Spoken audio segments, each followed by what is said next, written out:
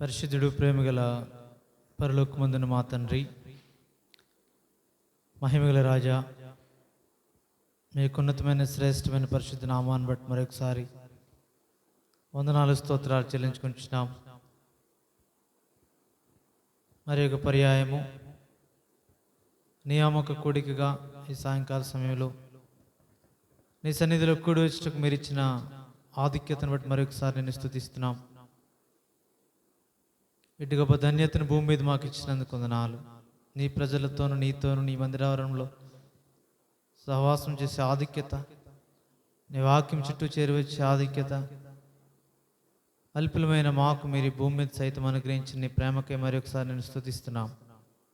దినమంతట్లో ఆయా బాధ్యతలో నీ ప్రజలమైన మాకు మీరు ఇచ్చిన సహాయాన్ని బట్టి వందనాలు. ఈ సాయంకాల సమయంలో ఈ వాక్యం ధ్యానించిన నిమిత్తం మేము కూడి వచ్చి ఉంటుండగా దేవా, మా మధ్య మీ సన్నిధి ఉంచండి. మీ మెల్లనైన స్వరాన్ని వినుటకు, విధేయత చూపించుటకు, అలాగనే మేము ఆశీర్వదించబట్టు కృపనివ్వండి. పాటల ద్వారా, లేఖనముల ద్వారా మమ్మల్ని దర్శించండి. సార్వత్రిక సంఘంలో చెదిరిన పరిశుద్ధులందరి కొరకు ప్రార్థిస్తున్నాం. వారి అవసరతలు అక్కర్లు తీర్చండి. ప్రాముఖ్యంగా మా దేశంలో ఆయా ప్రాంతాల్లో ఈ యొక్క వర్షము, వరదలు, ఈ యొక్క ప్రకృతి వైపరీత్యాల వల్ల ఇబ్బందుల్లోని ప్రజలను దృష్టించండి. వారిని ఆదరించండి, ధైర్యపరచండి, సహాయకుడివై నడిపించండి, వారికి తోడుగా ఉండండి. నీ ప్రజల పక్షాన్ని ఉండే దేవుడు, యావత్ బాధలో కూడా బాధను అనుభవించి సన్నిధి దూతను తోడుగా పంపిణీ గొప్ప ప్రజలముగా మీదటకు కూడి వచ్చి ఉంటుండగా మా విజ్ఞాపన, మా మనవి ఆలకించి నీ ప్రజల పక్షంగా మీరు ఉండండి. మీటికి సమయాన్ని గుర్తించి నీ మందిరావరణంలో ప్రవేశించగల నీ ప్రజలను బట్టి నేను స్తుతిస్తున్నాం. వారి పూర్తి భాగం వారికి ఇవ్వండి. ఇంకెవరైతే నీ ఉద్దేశంలో ఉన్నారో వారిని జత చేయండి. ఎవరైతే నిర్లక్ష్యంగా ఉన్నారో వారిని సంధించండి, సరిచేయండి, క్రమపరచండి. సకాలంలో నీ మందిరావరణంలో కనబడట కృపనివ్వండి. ఎవరైతే నియామకుడికి నిర్లక్ష్యం చేస్తున్నారో వారితో కూడా మీరే మాట్లాడండి. ఎవరైతే ఆశ కలిగి దేవ రావాలని, దేవా నీ యొద్ద అడుగుతున్నారో వారి ఆశ కలిగి వారి ప్రాణం తృప్తిపరచండి. దేవమెట్టుకు నీ ప్రజలతో మీరు నా విధి నిర్వహణలో రావాలని ఆశ కలిగి రాలేకపోవచ్చు మా ప్రజలతో కూడా మీరుండండి. మెట్టుకు మా మధ్య మీ సన్నిధి ఉంచి మమ్మల్ని నడిపించండి. వాతావరణాన్ని మీ స్వాధీనం ఉంచుకున్నందుకు వందనాలు కొనసాగింపచేయండి. ఈ యొక్క సిస్టమ్స్ అన్నీ కూడా ఎవరని నీ మహిమార్థమే చక్కగా పనిచేయడం కృపనివ్వండి. మరొకసారి కూడా వచ్చిన మమ్మల్ని అందరినీ చేతికి అప్పగించుకుంటూ ఆవరణ చుట్టూ, మందిరం చుట్టూ మీ కంచె కోరుచు యేసుక్రీస్తు ప్రభు రక్షక నామమున స్తుతించి కనపరిచి ప్రార్థించి వేడుకుంటున్నాం తండ్రి, ఆమేన్.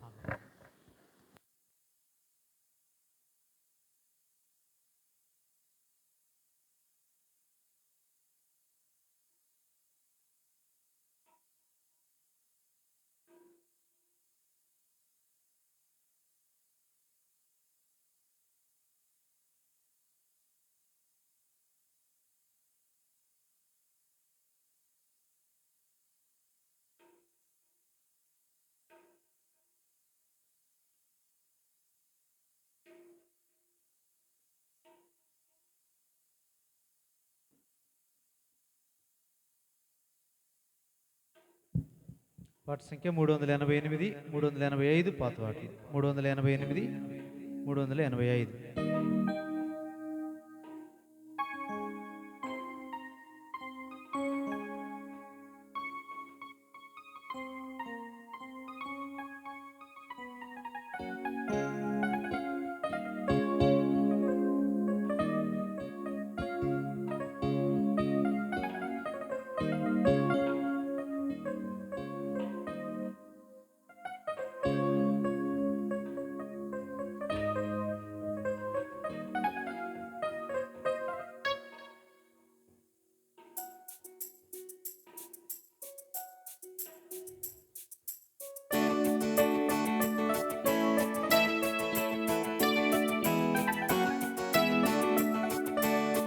ప్రేమతో యేసు పిలుచుచున్నాడు రమ్ము. ప్రేమతో యేసు పిలుచుచున్నాడు రమ్ము. రక్షణను పొంది లక్షణముగా వెళ్ళు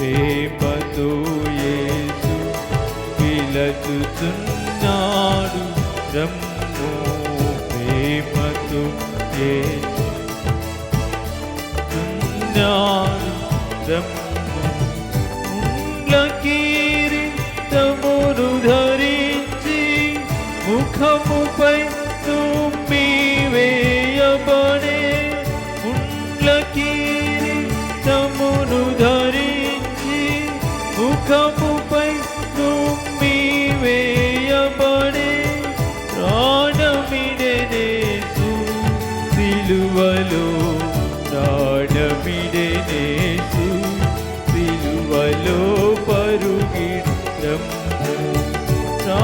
ప్రాణమిడెనేసు సిలువలో ప్రాణమిడెనేసు సిలువలో పరుగిడిరం ప్రేమతో యేసు పిలుచుచున్నాడు రమ్ము ప్రేమతో యేసు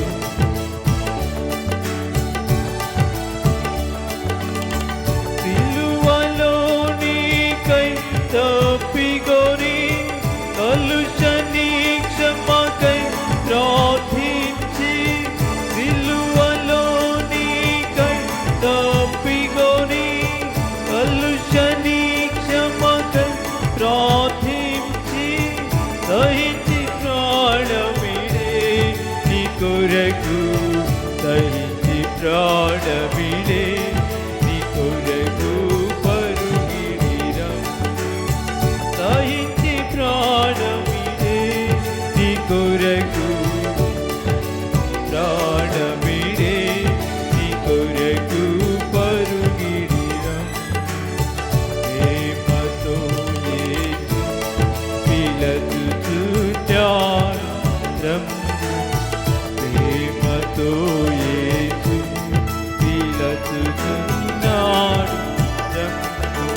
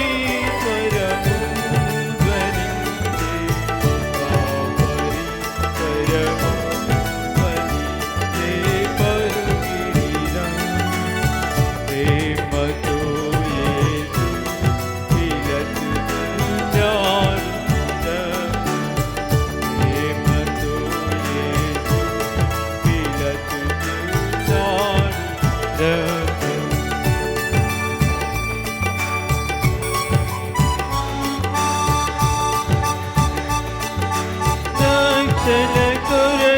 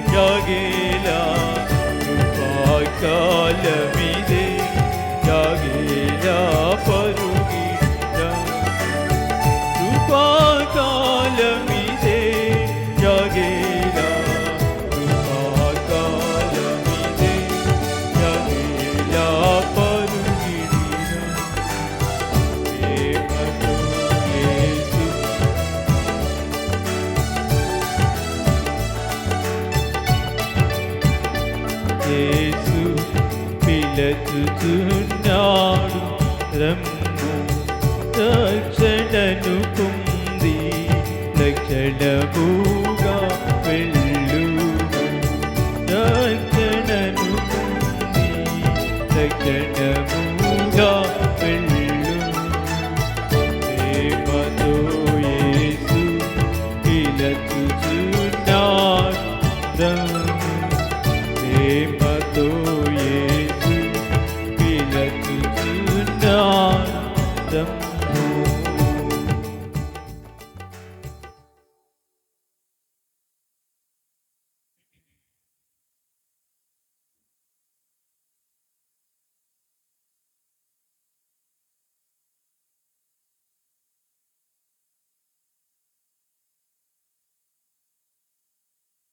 పాట సంఖ్య 400 397 పాత పాట 400 397.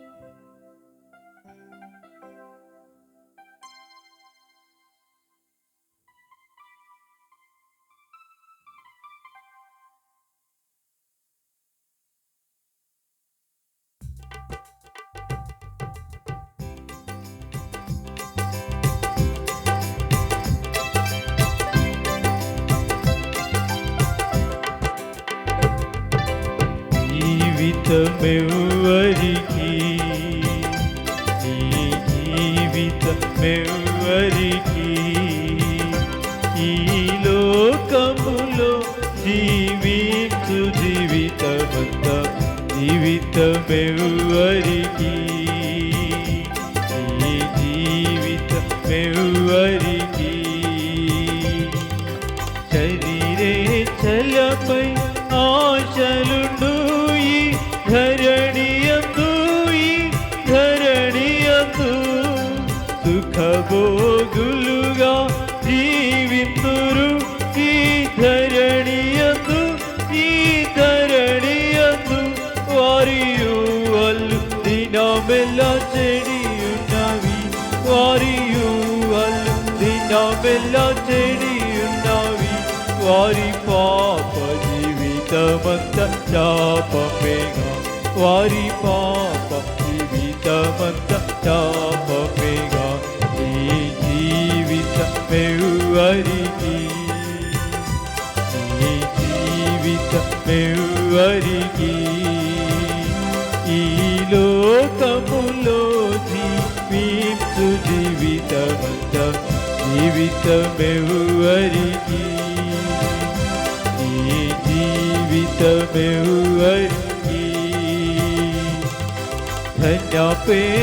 ధన్యాపేక్షకులెందరు కలరు ఈ ధరణియందు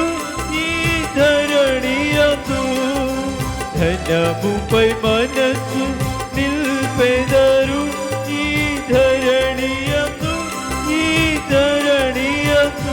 వారి కలవరమంత ధనము ధనమే వారి కలవరమంత ధనము ధనమే వారు బ్రతికేడు బ్రతుకంత క్షీణతయే వారు బ్రతికేడు బ్రతుకంత క్షీణతయే నీ జీవితం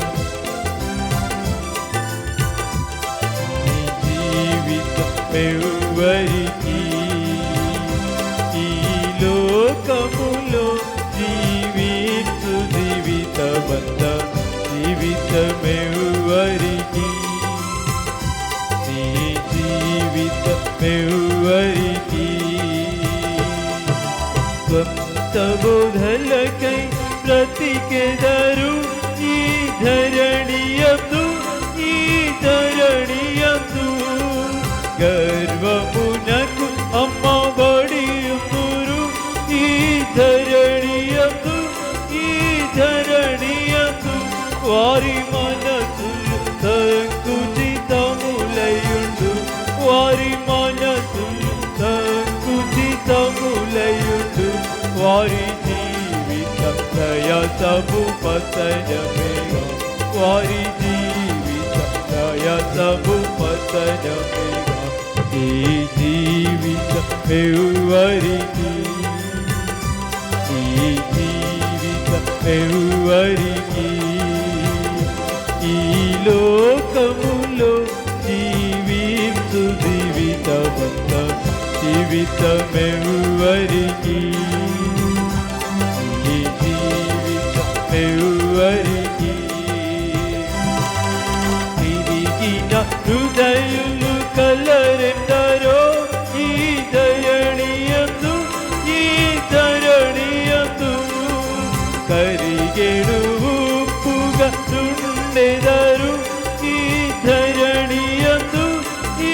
ధరణియందు వారు ప్రభుకై తాగియే నిలచెదరు వారు ప్రభుకై తాగియే నిలచెదరు దైవవాకుగ దినమెల్ల సేవితురు దైవవాకుగ దినమెల్ల సేవితురు నీ జీవితమెవ్వరికి నీ జీవితమెవ్వరికి ఈ లోకములో జీవించు జీవితమంత జీవితమెవ్వరికి నీ జీవితమెవ్వరికి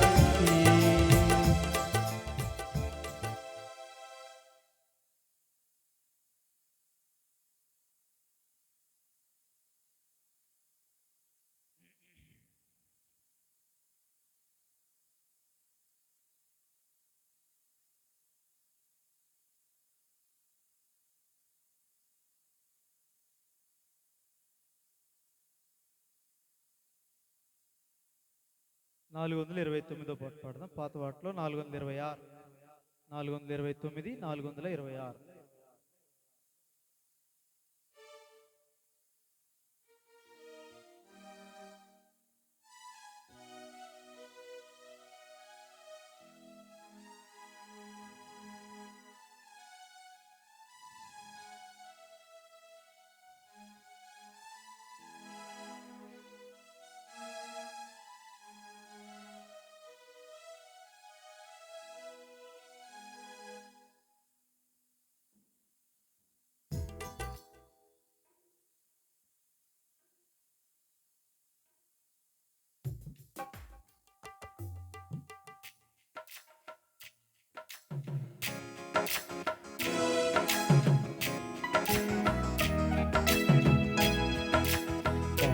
పిని నేను తప్పితి భూమిలో రాక్షించెడి వారెవరు ఓ ప్రభు యేసు నిరీక్షణతో నీదరికి చేరితిని ఓ ప్రభు యేసు నిరీక్షణతో నీదరికి చేరితిని ప్రభువా పాపి రక్షించుటకు ఈ భూమి కరుదెంచితివి ప్రభువా పాపిని రక్షించుటకు ఈ భూమి కరుదెంచితివి దౌర్భాగ్యుడను వేడితి శరణం వేరేమి చేయలేను దౌర్భాగ్యుడను వేడితి శరణం వేరేమి చేయలేను పాపిని నేను తప్పితి భూమిలో దాచించెడి వారెవరు ఓ ప్రభు యేసు నిరీక్షణతో క్షణతో దరికి చేరితిని. ఓ ప్రభు యేసు దరికి చేరితిని. జీవము నీవా వచ్చితివి చచ్చియుంటి నేను. జీవము నీవా వచ్చితివి చచ్చియుంటి నేను. బంధింపబడితి మరణ బంధముతో చెడి వారు వారు. బంధింపబడితి మరణ బంధముతో చెడి వారు వారు. పాపిని నేను తప్పితి భూమిలో రక్షించెడి వారు వారు. ప్రభు యేసు నిరీక్షణతో దరికి చేరితిని. ఓ ప్రభు యేసు నిరీక్షణతో దరికి చేరితిని. జన్మముతోనే అపవిత్రుడని నా స్వభావమి పాపం. జన్మముతోనే అపవిత్రుడని నా స్వభావమి పాపం. క్రియలలో మాటలయం నీకు విరోధినైతిని. క్రియలలో మాటలయం నీకు విరోధినైతిని. పాపిని నేను భూమిలో రక్షించెడి వారు వారు. ఓ ప్రభు యేసు నిరీక్షణతో దరికి చేరితిని. ఓ ప్రభు యేసు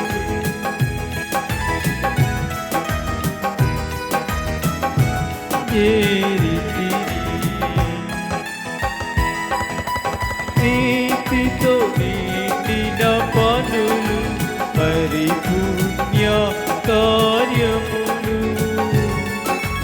సొంత నీతితో నిండిన పనులు పరిపుణ్య కార్యములు. ఆచారములతో నిండియున్నా తప్పించెడి వారెవరు. ఆచారములతో దిక్కుకొన్నా తప్పించెడి వారెవరు. పాపిని నేను తప్పితి భూమిలో రక్షించెడి వారెవరు. ఓ ప్రభు యేసు నిరీక్షణతో దరికి చేరితిని. ఓ ప్రభు యేసు నిరీక్షణతో దరికి చేరితిని. భరించితివి పాపపు శిక్ష ప్రాణమిచ్చితివి నాకై. భరించితివి పాపపు శిక్ష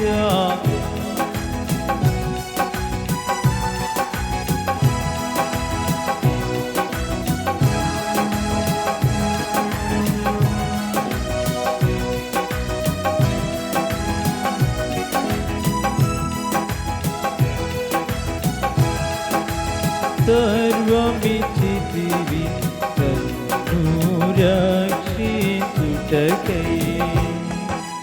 పాపిని నేను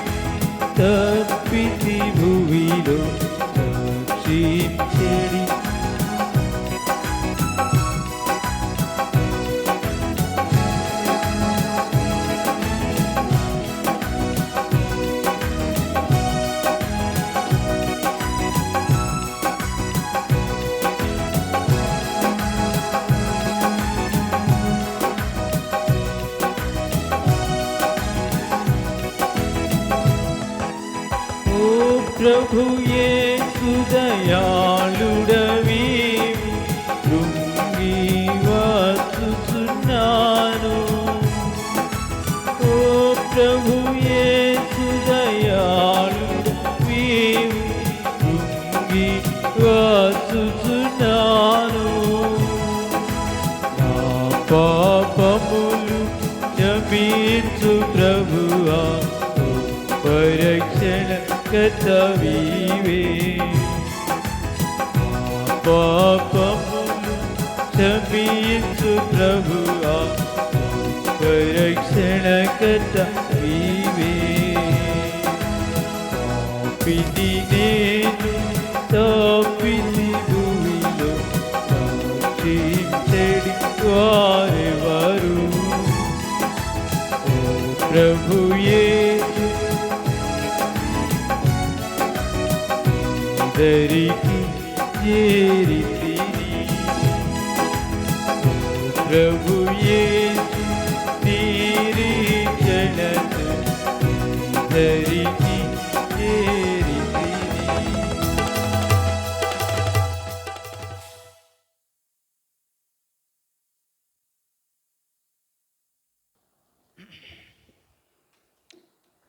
యెహోషువ గ్రంథము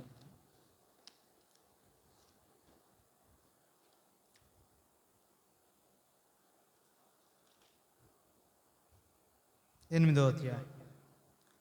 యెహోషువ గ్రంథం 8వ అధ్యాయం. మరియు యెహోవా యెహోషువతో ఇట్లనెను, భయపడకుము, జడియకుము, యుద్ధ సన్నద్ధులైన వారిని అందరినీ తోడుకొని హాయి మీదికి పొమ్ము. చూడుము, నేను హాయి రాజును, అతని జనులను, అతని పట్టణమును, అతని దేశమును నీ చేతికి అప్పగించున్నాను.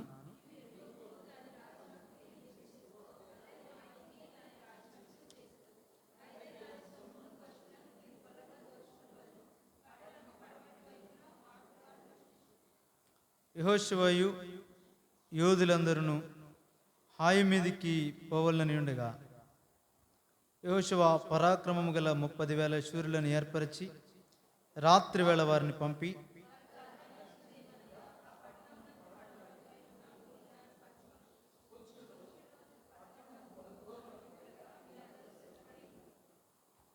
నేను నాతో కూడానున్న జనులందరూ పట్టణమునకు సమీపించదము. వారు మునుపటి వలె మమ్మల్ని ఎదుర్కొన్నట్టుకు బయలుదేరగా మేము వారి ఎదుట నిలువక పారిపోదము.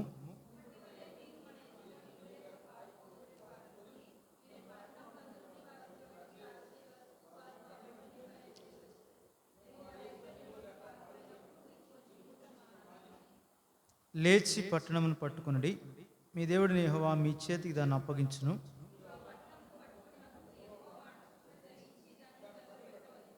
ఇదిగో నేను మీకు ఆజ్ఞాపించున్నానని చెప్పి యెహోషువ వారిని పంపగా వారి పొంచి ఉండుటకు పోయి హాయి పడమటి దిక్కున బేతేలునకును హాయికి మధ్య నిలిచిరి. ఆ రాత్రి యెహోషువ జనుల మధ్య బస చేసింది.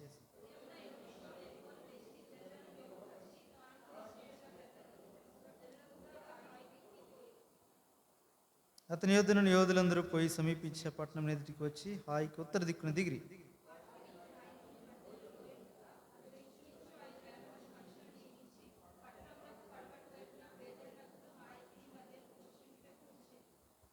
వారు ఆ జనులను అనగా ఆ పట్టణమునకు ఉత్తర దిక్కునున్న సమస్త సైన్యమును, పట్టణమునకు పడమటి దిక్కున దాని వెనుబడి భాగనున్న వారిని ఉంచిన తర్వాత యెహోషువ రాత్రి లోయలోనికి దిగిపోయింది.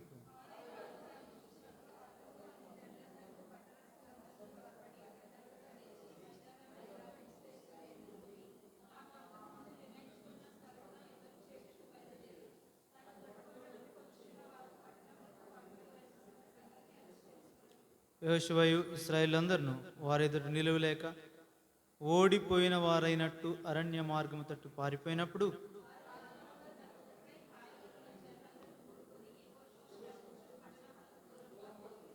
ఇశ్రాయేలీయులను తరుముటకు పోనివాడొకడును హాయిలోనే కానీ బేతేల్లోనే కానీ మిగిలి ఉండలేదు. వారు గవిని వేయక పట్టణమును విడిచి ఇశ్రాయేలీయులను తరుమబోయి ఉండ్రి.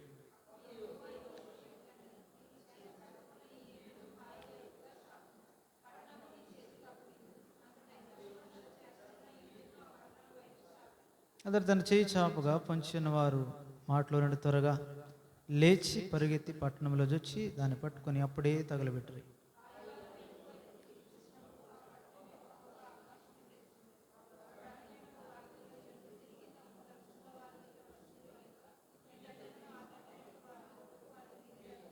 పొంచిన వారు పట్టణమును పట్టుకునిటయు పట్టణపు పొగ ఎక్కుచున్నటయు యెహోషువ ఇశ్రాయేలులందరిని చూచినప్పుడు వారు తిరిగి హాయి వారిని హతం చేశారు.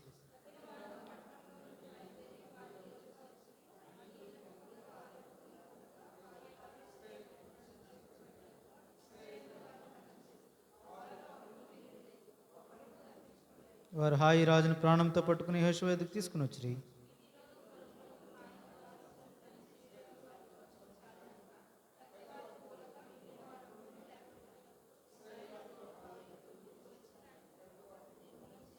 ఆ దినమున పడిన స్త్రీ పురుషులందరూ 12,000 మంది.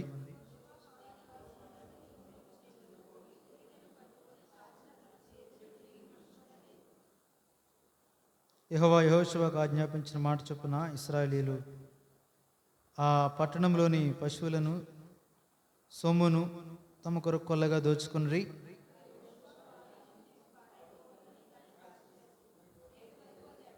యెహోషువ హాయి రాజును సాయంకాలం వరకు మ్రాను మీద వేలాడదీసిన ప్రొద్దుగుంకుచున్నప్పుడు సెలవేయగా జనులు వాని శవమును మ్రాను మీద నుండి దించి ఆ పురద్వారం ఎదుట దాన్ని పడవేసి దాని మీద పెద్ద రాళ్ళ కుప్ప వేసి అది నేటి వరకు ఉన్నది. యెహోవా సేవకుడైన మోషే ఇశ్రాయేలీయులకు ఆజ్ఞాపించినట్లు యెహోషువ ఇశ్రాయేలీయుల దేవుడైన యెహోవా నామమున బలిపీఠమును ఇనుప పనిముట్లు తగిలింపని 6 రాళ్లతో ఏబాలు కొండ మీద కట్టించెను. దాని మీద వారు యెహోవాకు దహన బలులను సమాధాన బలులను అర్పించిరి.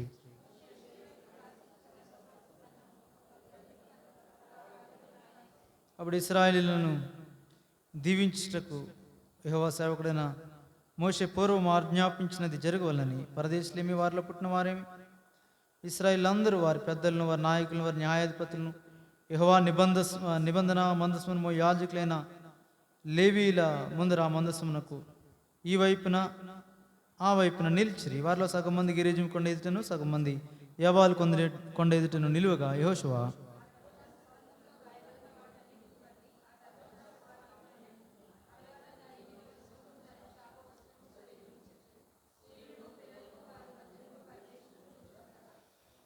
సర్వ సమాజం ఎదుట మోషే ఆజ్ఞాపించిన వాటన్నిటిలో చదువుకు విడిచిన మాట ఒకటి లేదు. ప్రభు సహాయం కొరకే ప్రార్థన చేద్దాం. పరిశుద్ధుడు ప్రేమగల పరలోక పొందిన మా తండ్రి, మరొకసారి వందనాలు. నీ కృపను బట్టి మరొక నియామక కోడికలో నీ సన్నిధిలో కూడి వచ్చి మీరు ఇచ్చిన ఆధిక్యతను బట్టి వందనాలు. పాటల ద్వారా మీరు ఇచ్చిన వర్తమానాన్ని బట్టి స్తుతిస్తున్నాం. నీ పరిశుద్ధ లేఖనాలు చదవగలుగుటకు మీరు ఇచ్చిన సహాయాన్ని బట్టి కూడా వందనాలు. ధ్యానిస్తూ ఉంటుండగా నీ యొక్క కృపను మాటలు విస్తరింపజేసి కూడి వచ్చిన మాలో ఎవరికి ఏది అవసరమో నీ మాటలతో మమ్మల్ని నింపి దేవా మాకు అవసరమైన సంగతులకు మాతో మాట్లాడగా వాటికి లోబడి దేవా నీ మహిమ కొరకు జీవించుటకు మీరు సిద్ధపరచండి. నిలబడి నీ దాసుని నేను నిష్ప్రయోజ దాసుని మీద ఒప్పుకొనచ్చు. మరి ఒకసారి ఖాళీ చేసుకొని చూడండిగా మీ ఆత్మతో నింపండి దేవా. ఈ చదవబడిన ఈ యొక్క అధ్యాయంలో నుండి మా కొరకు మీరు దాచించిన సంగతులను మాకు బోధించి మేము లోబడి హృదయములు మాకు అనుగ్రహించి సమ్మతి గల మనసుతో ఈ వాక్యంను స్వీకరించి సంతోష హృదయాలతో మా గృహాలకు వెళ్ళటం ద్వారా సర్వ సమృద్ధిలో పాల్పొందుట కృపనిమ్మని శత్రుకార్యం లయపరచమని యేసుక్రీస్తు ప్రభువు రక్షకున్నామని ప్రార్థించి వేడుకొంచున్నాం తండ్రి, ఆమేన్.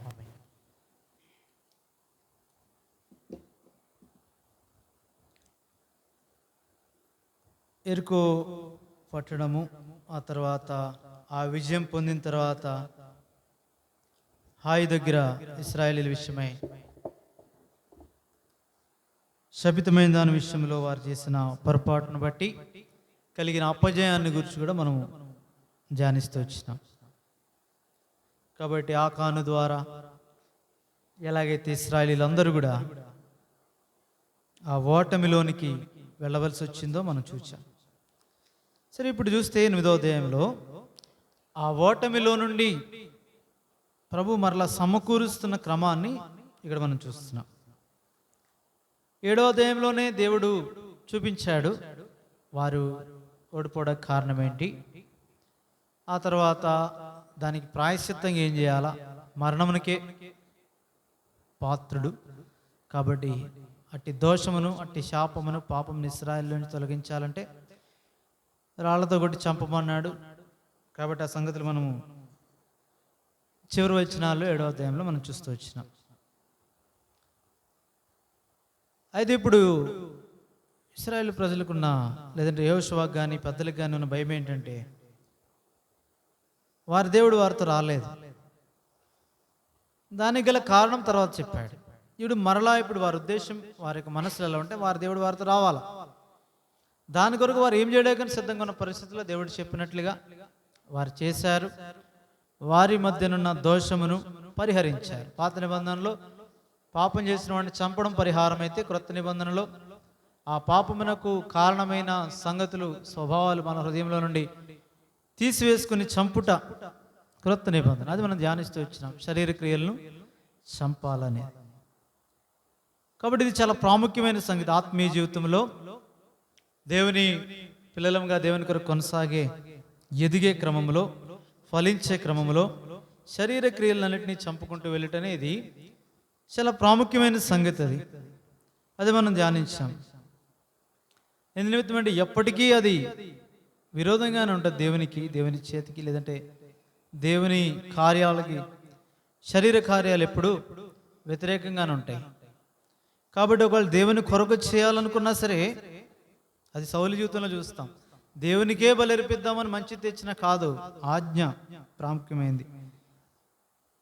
దేవుని నోట నుండి వచ్చే మాట ప్రాముఖ్యమైంది. దానివల్ల మనుషులు బ్రతుకుతారు. ఆ సంగతులు మనం ధ్యానించినాం. సరే, ఇదే గ్రహింపు యాత్రలో వారికి అవసరం, అందుకే వారికి చూపించాడు. ఇప్పుడు మన కొరకే రాయించి ఉంచాడంటే మనకి మరింత అవసరం. ఎందుకంటే ఈ శరీరము, ఈ లోక జ్ఞానము, అక్షర సంబంధమైన జ్ఞానము దేవుని సన్నిధి మనతో రాకుండా అడ్డుపెట్టేదిగా ఉంటుంది. అందుకే గతంలో కూడా చూచాం, తమ వస్త్రములు అపవిత్రపరచుకొనని కొందరని మాట్లాడుతూ వచ్చినాడు. అక్కడ సార్దీసులోని సంఘంలోని కొద్ది మందిని గురించి మాట్లాడు. వారు ఈ అపవిత్రతను అంటించుకోలేదు కాబట్టి, ఏదంటే తమ వస్త్రములు అపవిత్రపరచుకోలేదు కాబట్టి ఆయనతో కూడా సంచరించడానికి అర్హులుగా ఎంచబడ్డారు. ఇప్పుడు నిన్ను నన్ను కూడా ఆ స్థాయిలో ఉండించు నిమిత్తమై ఇక్కడ 7వ అధ్యాయంలో మాట్లాడాడు. శరీర క్రియలేమీ మనల్ని డామినేట్ చేయకూడదు. మన మీద ఆత్మకే స్థాయి ప్రథమ స్థానం ఇవ్వాలి, దానికే భోజనం పెట్టాలి. 2 సంగతులు లోపల ఉంటాయి. నువ్వు శరీరానికి ఎక్కువ ప్రాధాన్యత ఇస్తే శరీరం పెద్దదవుద్ది, శక్తివంతం అవుతుంది, అది ఆత్మ చంపుతూ ఉంటుంది, ఆత్మకార్యాలు చేయనివ్వదు. నీవు ఆత్మకు అవసరమైన సంగతులు ఆత్మను పోషించినట్లయితే శరీరము నలుగొట్టుబడుతుంది. ఆత్మ చేత శరీరాన్ని జయించే ఆధిక్యత ఈ 2 మనలో ఉంచబడ్డాయి.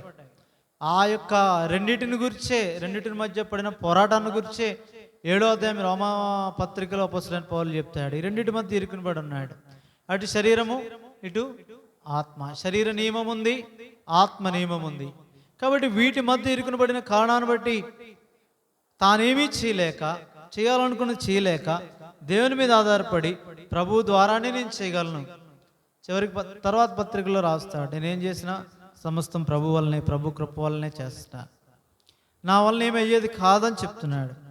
కాబట్టి ఆ స్థాయిలోనికి ఇప్పుడు మరలా ఇశ్రాయేలు తెచ్చిన నిమిత్తమై ఇప్పుడు 8వ అధ్యాయంలో దేవుడు డైరెక్ట్గా మళ్ళీ ఇప్పుడు యెహోషువతో మాట్లాడుతున్నాడు. చదవండి. మరి యెహోవా యెహోషువతో ఇట్లా, నేను భయపడకము, జడియకము, యుద్ధ సన్నద్ధులైన వారు అందరినీ తోడుకొని, ఇప్పుడు దేవుడు చెప్తున్నాడు దేవుని ప్రణాళిక, లేదంటే దేవుని ఉద్దేశాన్ని ఇప్పుడు చెప్తున్నాడు. ఎందుకంటే వారి ఉద్దేశాన్ని బట్టి జనసంఖ్య లెక్కించి అక్కడ మహా అయితే ఎంతమంది ఉన్నారో 12,000 మంది ఉన్నారు. వాళ్ళని చంపాలంటే అందులో స్త్రీలు ఉన్నారు, మనలో యోధులైన వారు 3,000 లేదా 2,000 ఉంటే సరిపోద్ది. ఎందుకంటే ఏమి చేయకుండానే మనం ఏం చేసాం, ఎరుకొని జయించాం. ఆ బలం వాళ్ళు చూసుకుంది ఏంటంటే ఓవర్ కాన్ఫిడెన్స్తో మాట్లాడారు. అందుకే మనం చూస్తాం, కనీసం అక్కడ 12,000 మంది ఉంటే చూడండి, అక్కడ 25వ వచనంలో ఆ దినమున పడిన స్త్రీ పురుషులు 12,000 మంది. 12,000 మంది అంటే కనీసం 12,000 మందినైనా తీసుకుని వెళ్ళాలి. వీళ్ళ కాన్ఫిడెన్స్ ఎలా ఉందంటే వారే ఎరుకోని జయించినట్టుగా ఒక్క విజయానికి అంత అతిశయపడుతూ వచ్చారు. వారి మాటలకి యెహోషువ కూడా పడిపోయినాడు. అక్కడ మోషే కూడా అంతే. ముందు వేగులు వారిని పంపించినప్పుడు జనుల మాటకు పడిపోయాడు. ఇక్కడ యెహోషువ కూడా అంతే తప్పిదం చేశాడు. ఇక్కడ అయితే ప్రారంభంలోనే తప్పిదం జరిగింది కాబట్టి ఇక్కడ సమకూర్చుకోగలిగాడు. కాబట్టి ఏదైతే ఈ మొదటి యొర్దాను దాటుట ద్వారా మోషే చనిపోయాక ఒకటి, యొర్దాను దాటడం ఒకటి, దాటక ముందు వేగుల వారిని పంపించడం ఒకటి ఎరుకోకి, ఇవన్నిటి విషయాల్లో దేవుడు ఆ పస్కా విషయంలోనేమి, సున్నతి విషయంలోనేమి, ఆ తర్వాత సేనాధిపతికి యెహోవా సేనాధిపతిగా వచ్చే యెహోషువను బలపరిచే విషయంలోనేమి, ఎరుకోని జయించే విషయంలోనేమి, ఏదైతే మొదటి అధ్యాయంలో కలవరము, భయము, ఆందోళన యెహోషువలోని వాటన్నిటిని తీసివేయబడగా వాటికంటే మరి ఎక్కువైన భయం వచ్చింది. ఇప్పుడు ఈ ఒక్క అవిధేయతను బట్టి, ఇచ్చిన పాపమును బట్టి,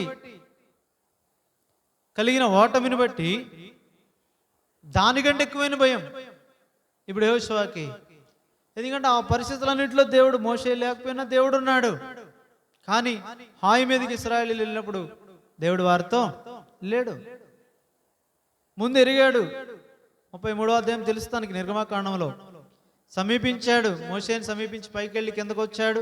పైన జరిగిన సంగతులను యెహోషువతో మోషే చెప్పుంటాడు.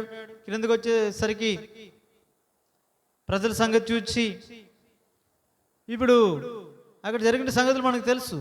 ఆ ప్రాయశ్చిత్తం చేయ నిమిత్తమే లేవీలు పంపించాడు యెహోవా పక్షం ఉన్న వారిగా, వారు లోబడిన కారణాన్ని బట్టి. ఇప్పుడు 33వ అధ్యాయంకి వచ్చేసరికి మీరు వెళ్ళండి, నేను మీతో రాను, మీకు మీరు స్వాధీనం చేసుకోండి కనానీల్ని. ఈ మాట దేవుడు అన్నప్పుడు వారు బహు దుఃఖించారు. ఆ సంగతులు యెహోషువకు మరీ ఎక్కువ తెలుసు. చూడండి 33వ అధ్యాయం నిర్గమాకాండం.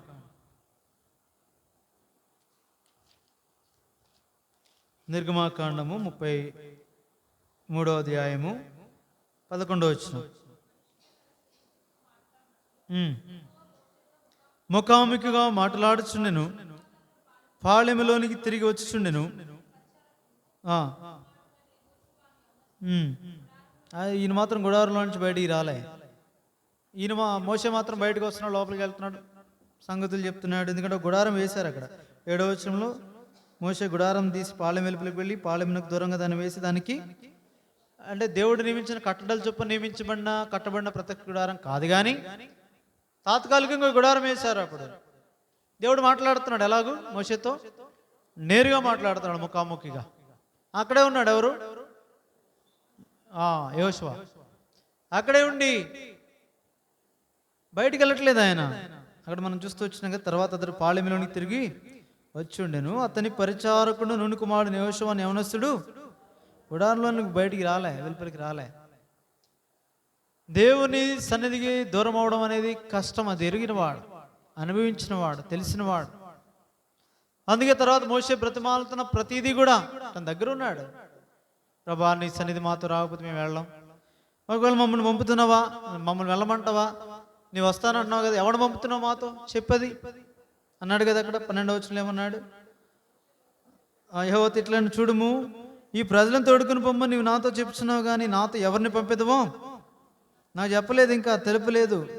నీవు నీ పేరుని బట్టి నేను ఎరిగి ఉన్నానని చెప్పావు కదా, కటాక్షం కలిగిందని. మరి నాతో ఎవరు వస్తున్నారు? నువ్వు దేవుడివే, నీవే రావాలా, మరి ఎవరిని పంపుతున్నావు? అప్పుడు చెప్పాడు. మళ్ళా చివరికి బతిమాలుతుంటే, నా సన్నిధి నీకు తోడుగా వచ్చి నీకు విశ్రాంతి స్థానంలో వెళ్ళంటే, లేదు నువ్వు వస్తే తప్ప మేము వెళ్ళాం. నీవు వస్తేనే కదా మేము ప్రత్యేకమైన జనాంగం, నీ సన్నిధి మాతో ఉంటేనే కదా. ఎంత బతిమాలుతున్నాడు మోషే, అది యెహోషువకు తెలుసు. ఆ సన్నిధి, దేవుని సన్నిధి యొక్క ప్రభావవంతమైన సంగతులు యెహోషువకు తెలుసు. అనుభవించినవాడు, సమీపించినవాడు. కాబట్టి ఇప్పుడు ఒక్కసారి దేవుని సన్నిధి తనతో లేదంటే తన ప్రజలతో లేదని తెలియగానే ఏదో ఈ కారణం ఉండొచ్చు, అనుకుని ఉండొచ్చు. హాయి మీద ఓడిపోయినప్పుడు గొనబెట్టు పట్టుకొని కన్నీళ్ళు వీడిచ్చు వాళ్ళు ప్రార్థన చేస్తుంటే దేవుడు వచ్చాడు. దేవుడు దిగి వచ్చి మాట్లాడుతూ వచ్చాడు, యెహోషువతో మాట్లాడాడు. మీలో పాపం ఉంది. శపితమైన దాని విషయంలో ఇశ్రాయేలీలు తిరుగుబాటు చేశారు. 7:1 చెప్పబడింది అన్నమాట. కాబట్టి మీలో పాపం ఉంది, ఆ కారణం చేత నేను మీతో రాలేను. అది ఎంతో భయాన్ని పుట్టించింది ఇప్పుడు యెహోషువకి. ఏమైనా చేస్తాడు దానికోసం, ఆ పాపను పరిహరించిన నిమిత్తమై. భయపడిపోయాడు, వణికిపోయాడు, జడిచాడు. ఆయన ఒక్కడే జడిచిపోవడం కాదు, పెద్దలు, ప్రజలు. కారణం ఏంటంటే ఓటమిని గురించి కాదు ఇప్పుడు భయం వాళ్ళకి. వారి దేవుడు వారితో లేడు. ఇంతవరకు వారి విజయం వారి దేవుడే. కొద్ది మందిగా జరగకపోయినా ఎక్కువ మంది ప్రజలకి అదే తెలుసు, దాన్ని విశ్వసించారు అక్కడ. ఆ కారణం చేత వారు అన్ని అద్భుతాలు దేవుడు చేశాడు. యోర్దాను దాటించింది మొదలుకొని యెరికో విజయం వరకు విశ్వసించారు, వారు నమ్మిక ఉంచారు. అదంతా మనం చూచాము. పక్క యెహోషువ ధర్మశాస్త్ర ప్రకారం నడుచుకున్నాడు, బోధించడం తప్పిపోవట్లేదు, చక్కగా ప్రవర్తిస్తున్నాడు. ఇలాంటి వ్యక్తి ఒక్కసారి దేవుడు తమతో లేడనగానే, అది ఎవరు చెప్పారు? దేవుడే చెప్పాడు. పాపము ఎప్పుడైతే వారిలో ఉందని వారు ఎరిగాడో భయపడిపోయాడు. అందుకే దేవుడు మళ్ళా చెప్తున్నాడు ఇప్పుడు, భయపడొద్దు, జడియొద్దు, యుద్ధ సన్నద్ధులైన వారిని అందరినీ తోడుకొని హాయి మీదకి పొమ్ము. చూడుము, హాయి రాజును, అతని జనులను, అతని పట్టణమును, అతని దేశమును నీ చేతికి అప్పగించున్నాను. ఏమి చేసివో అదే హాయికిని దాని రాజునకును చేసేదవు. అయితే దాని సొమ్మును, పశువులను, ఇక్కడ చెప్పాడు, ఎరుకో వంటిది కాదు ఇది. ప్రతి మాట అందుకే ఎప్పటికప్పుడు శ్రద్ధగా వినాలా. మొదటి 7వ అధ్యాయం ద్వారా తెలుసుకోవాల్సింది ఏంటంటే, ఎరుకోని చేయించాం కదా, కాన్ఫిడెన్స్ తెలిపోవడం కాదు, దేవుని చిత్తం ఎరగాల. రెండవది, ఎరుకోది ఏది తీసుకోవద్దన్నాడు కదా, ఇది కూడా ఏమి వద్దంటే వీల్లేదు అక్కడ. ఎరుకో రాజు మీద ఎట్లా విజయం ఇచ్చాడో, హాయి మీద, హాయి రాజు మీద విజయం అయితే అలాగే ఇస్తాడు. కానీ దానిలోని సొమ్ము, పశువులు మాత్రం మీరు కొల సొమ్ముగా దోచుకొని తీసుకొని రావచ్చు. ఇది చాలా ప్రాముఖ్యం. ఈ ఆత్మీయ జీవితంలో నీకు నాకు కృత నిబంధన దినాల్లో కూడా ప్రభుత్వం నేర్పిస్తున్నాడు. మనంగా ఒక నియమం పెట్టుకోవడానికి లేదు. అపోస్తల కార్యాలు చదివిన తర్వాత అపోస్తల కార్యాలన్నింటిలో కూడా ఒక నియమం లేదు. అంటే అర్థం ఏంటంటే, ఒకే క్రమంలో ఒక నియమం రాసుకోవడానికి లేదు. అది ఆత్మ నియమం. అది ఎప్పుడు దేవుడు ఏమి చేయమన్నాడు అది చేయాల. అప్పుడు అది చేయమన్నాడు కాబట్టి ఇప్పుడు అది చేయమనడానికి వీల్లేదు, అలా అనుకోవడానికి వీల్లేదు. అప్పుడు ఏమని ఉన్నాడు, అప్పుడు దేవుడు చెప్పింది చేశాడు. ఇప్పుడు కూడా దేవుడు చెప్పిందే చేయాలనేది ప్రాముఖ్యం, కానీ అప్పుడు చెప్పిన మాటకు కాదు ప్రాముఖ్యం. అక్కడ అది జ్ఞాపకం చేస్తున్నాడు. దేవుని ఆత్మ నడిపింపుకు ప్రాముఖ్యత ఇచ్చే చూపిస్తున్నాడు. అక్కడ మానవ సంబంధమైన ఆలోచనతో అక్కడ ఉన్న దాన్ని బట్టి స్ట్రాటజీ ప్రిపేర్ చేసుకోవడానికి కాదు.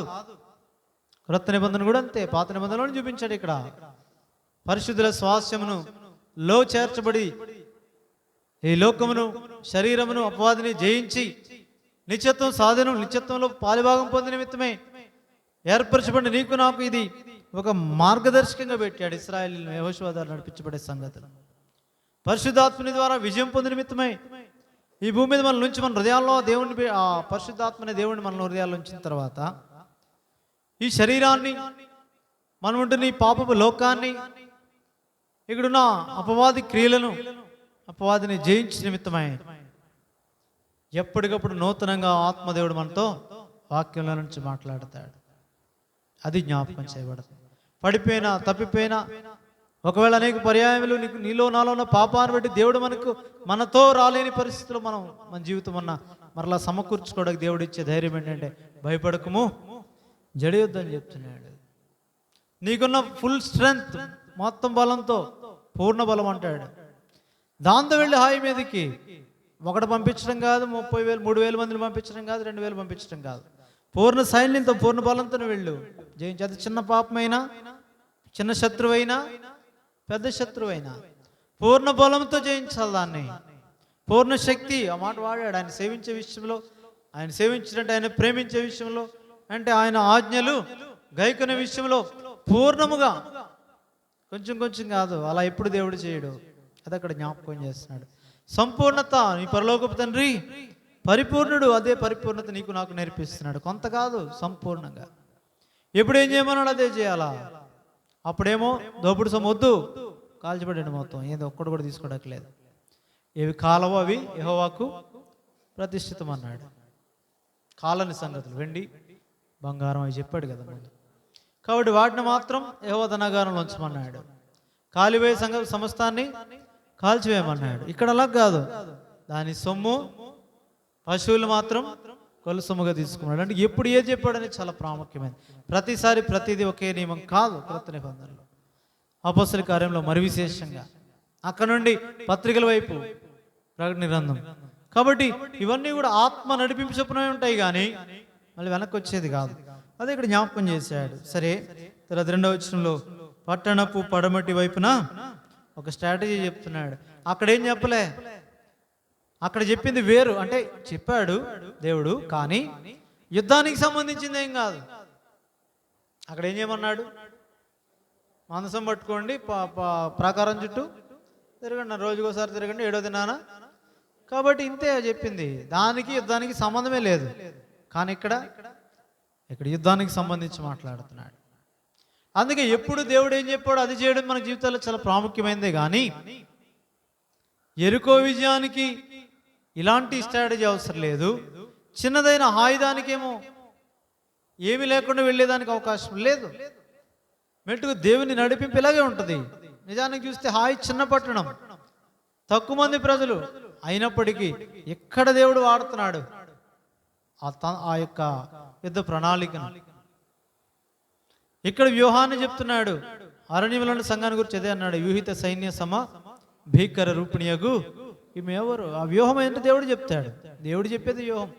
ఎప్పుడు ఆ యొక్క యోర్దాను అవతల ఉన్నప్పుడు వ్యూహం వేరే. యోర్దాను అవతల వ్యూహం ఏంటి,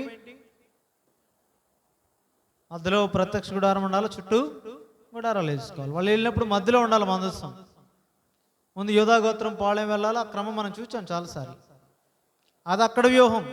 ఆ వ్యూహాన్ని చూచి ఎవడు ఇశ్రాయేలుని ముట్టలేడు, శపించలేడు, ఏం చేయలేడు, లెక్కించలేడు. 23-24 అధ్యాయాల్లో బిలాం చెప్పాడు సంఖ్యాకాండం. ఎవడు చేయలేడు అట్లా, ఎందుకంటే యెహోవా చేత ఆశీర్వదించబడిన ప్రజలు వారు. ఇప్పుడు అదే కోవలో నేను నన్ను కూడా వచ్చాడు సంఘంలో, కుడివైపు నన్ను వాళ్ళని చూసి తండ్రి చేత ఆశీర్వదించబడిన వారులారా అంటాడు మత్తయి సువార్తలో. లోకము పుట్టినది మొదలుకొని సిద్ధపరచబడిన ఆ రాజ్యాన్ని స్వతంత్రించుకునే నిమిత్తమై పిలువబడిన వారం. ఆ కోవలో నీవు నేను ఉండాలంటే దేవుడు పెట్టిన వ్యూహములో నీవు నేను ఉండాలా, దేవుడు పెట్టిన స్థాయిలో ఉండాలా. దేవుడు పిలిచిన పిలుపు ఏర్పాటు విషయమే నిశ్చయత కలిగి ఏ స్థితిలో పిలువబడ్డామో ఆ పిలుపునందు నిశ్చయత కలిగి దానిలో నిలిచి ఉండి ప్రభు కొరకు నమ్మకంగా గురి యొద్దకు పరిగెట్టాలి. ఇది ప్రభు యొక్క ఆశ. నీ విషయమే నా విషయమే. సామర్థ్యం కొలిది ప్రభు మనకి ఇచ్చాడు. ఆ సామర్థ్యత మేరకే మనము కూడా సంపూర్తిగా పనిచేసి ప్రభు కొరకే ఫలించబద్ధులమైనాం. అది జ్ఞాపకం చేస్తున్నాడు.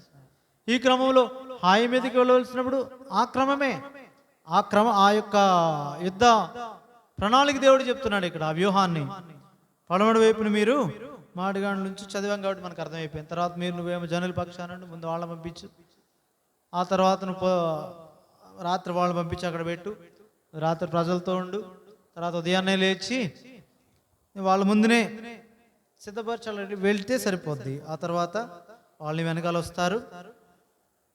ఈ క్రమం అంతా చెప్పాడు దేవుడు. కొంత చెప్పాడు, యెహోషువ తన జ్ఞానాన్ని చెప్పని కొంత చేశాడు. అది కూడా చూస్తాం. దేవుడు చెప్పింది మాటగాండ్ల నుంచి అని చెప్పాడు. తర్వాత 3వ వచనం, ఇప్పుడు యెహోషువ ఏం చేశాడు, పరాక్రమం గల 30,000 శూరులను ఏర్పరిచి రాత్రి వేళ పంపాడు. ఇది యెహోషువ వర్క్. ఇది దేవుడు చెప్పింది కొంత చెప్పాడు. ఏం చేయాలి, మాటగాండ్ల నుంచి ఎవరు ఏంటి ఏం చెప్పినట్టు కనబడదు ఇక్కడ. ఇది యెహోషువ ఆల్రెడీ సైన్యాధిపతి, తన జ్ఞానానికి ఉంచాడు. అందుకే ఈ స్వాతంత్ర్యం గురించి క్రీస్తు మనలను స్వాతంత్రం ఉంది. అన్ని దేవుడు చెప్పడు. అన్ని అంటే మార్గం చూపిస్తాడు, చేయవలసిన క్రమం నీకు నాకే బోధిస్తాడు. అది మన పాత అనుభవం కావచ్చు, ఏదైనా వాక్యంలో నుండే, అందులో సందేహం ఏమి లేదు. కానీ నీ జీవితంలో జరుగుతున్న పరిస్థితుల వల్ల కావచ్చు, అనుభవాలను బట్టి దాన్ని అనుభవం అంటాం, దానివల్ల కావచ్చు, నీకు నేర్పించిన విద్య వల్ల కానీ, జ్ఞానం వల్ల కానీ, నీకు కలిగిన పరిస్థితుల వల్ల కానీ, ధనం వల్ల కానీ, ఏదైనా కానీ, పేరు ప్రఖ్యాతుల వల్ల కానీ, ఇవన్నీ వీటి అనుభవంలో నుండి ప్రభువు కొరకే నీవు ఇష్టపూర్వకంగా ఏది చేయగలవో దానిని బట్టి వివేచనతో దాన్ని చేసే ఆ యొక్క స్వేచ్ఛ నీకు నాకు ఇచ్చాడు. క్రొత్త నిబంధనలో ప్రతిదీ బంధించాడు ఆయన, రోబోలాగా చేయలేమన్నాడు. అందుకే ఆ మాట వాడాడు 5:1 గలతీ పత్రికలో, ఈ స్వాతంత్ర్యాన్ని గ్రహించి స్వతంత్రం చేశాడు. మనం ఈ స్వాతంత్ర్యాన్ని శరీర క్రియలకు వాడకుండా ఆత్మ నియమం చొప్పున నడుచుకునే ఆత్మకార్యాలని కొరకు మనసు పెడితే ఆత్మ ఫలాన్ని ఫలిస్తాం. ఇది దేవుడిచ్చిన క్రమం క్రొత్త నిబంధనలో. అందుకే ఇది చాలా ప్రాముఖ్యమైనది. దేవుడు చెప్పాలి, దేవుడు ఖచ్చితంగా దేవుని చిత్తం ఉండాలి. అది ఎరిగిన తర్వాత నీ వంతు నీవు కూడా వివేచనతో చేయవలసిన పనులు ఉంటాయి కొన్ని. అదే ఇక్కడ చేశాడు యెహోషువ. ఎవరిని పంపాలి, ఏం పంపాలో అది మోషేకి చెప్పినట్టు ఇక్కడ యెహోషువకి ఏం చెప్పలే. ప్రధానులు ఏర్పరిచినప్పుడు కానీ చాలా సంగతులు చూస్తాం. అయితే ఇక్కడ యెహోషువ వారిని 30,000 మంది శూరులను ఏర్పరిచి రాత్రి వేళ వారిని పంపి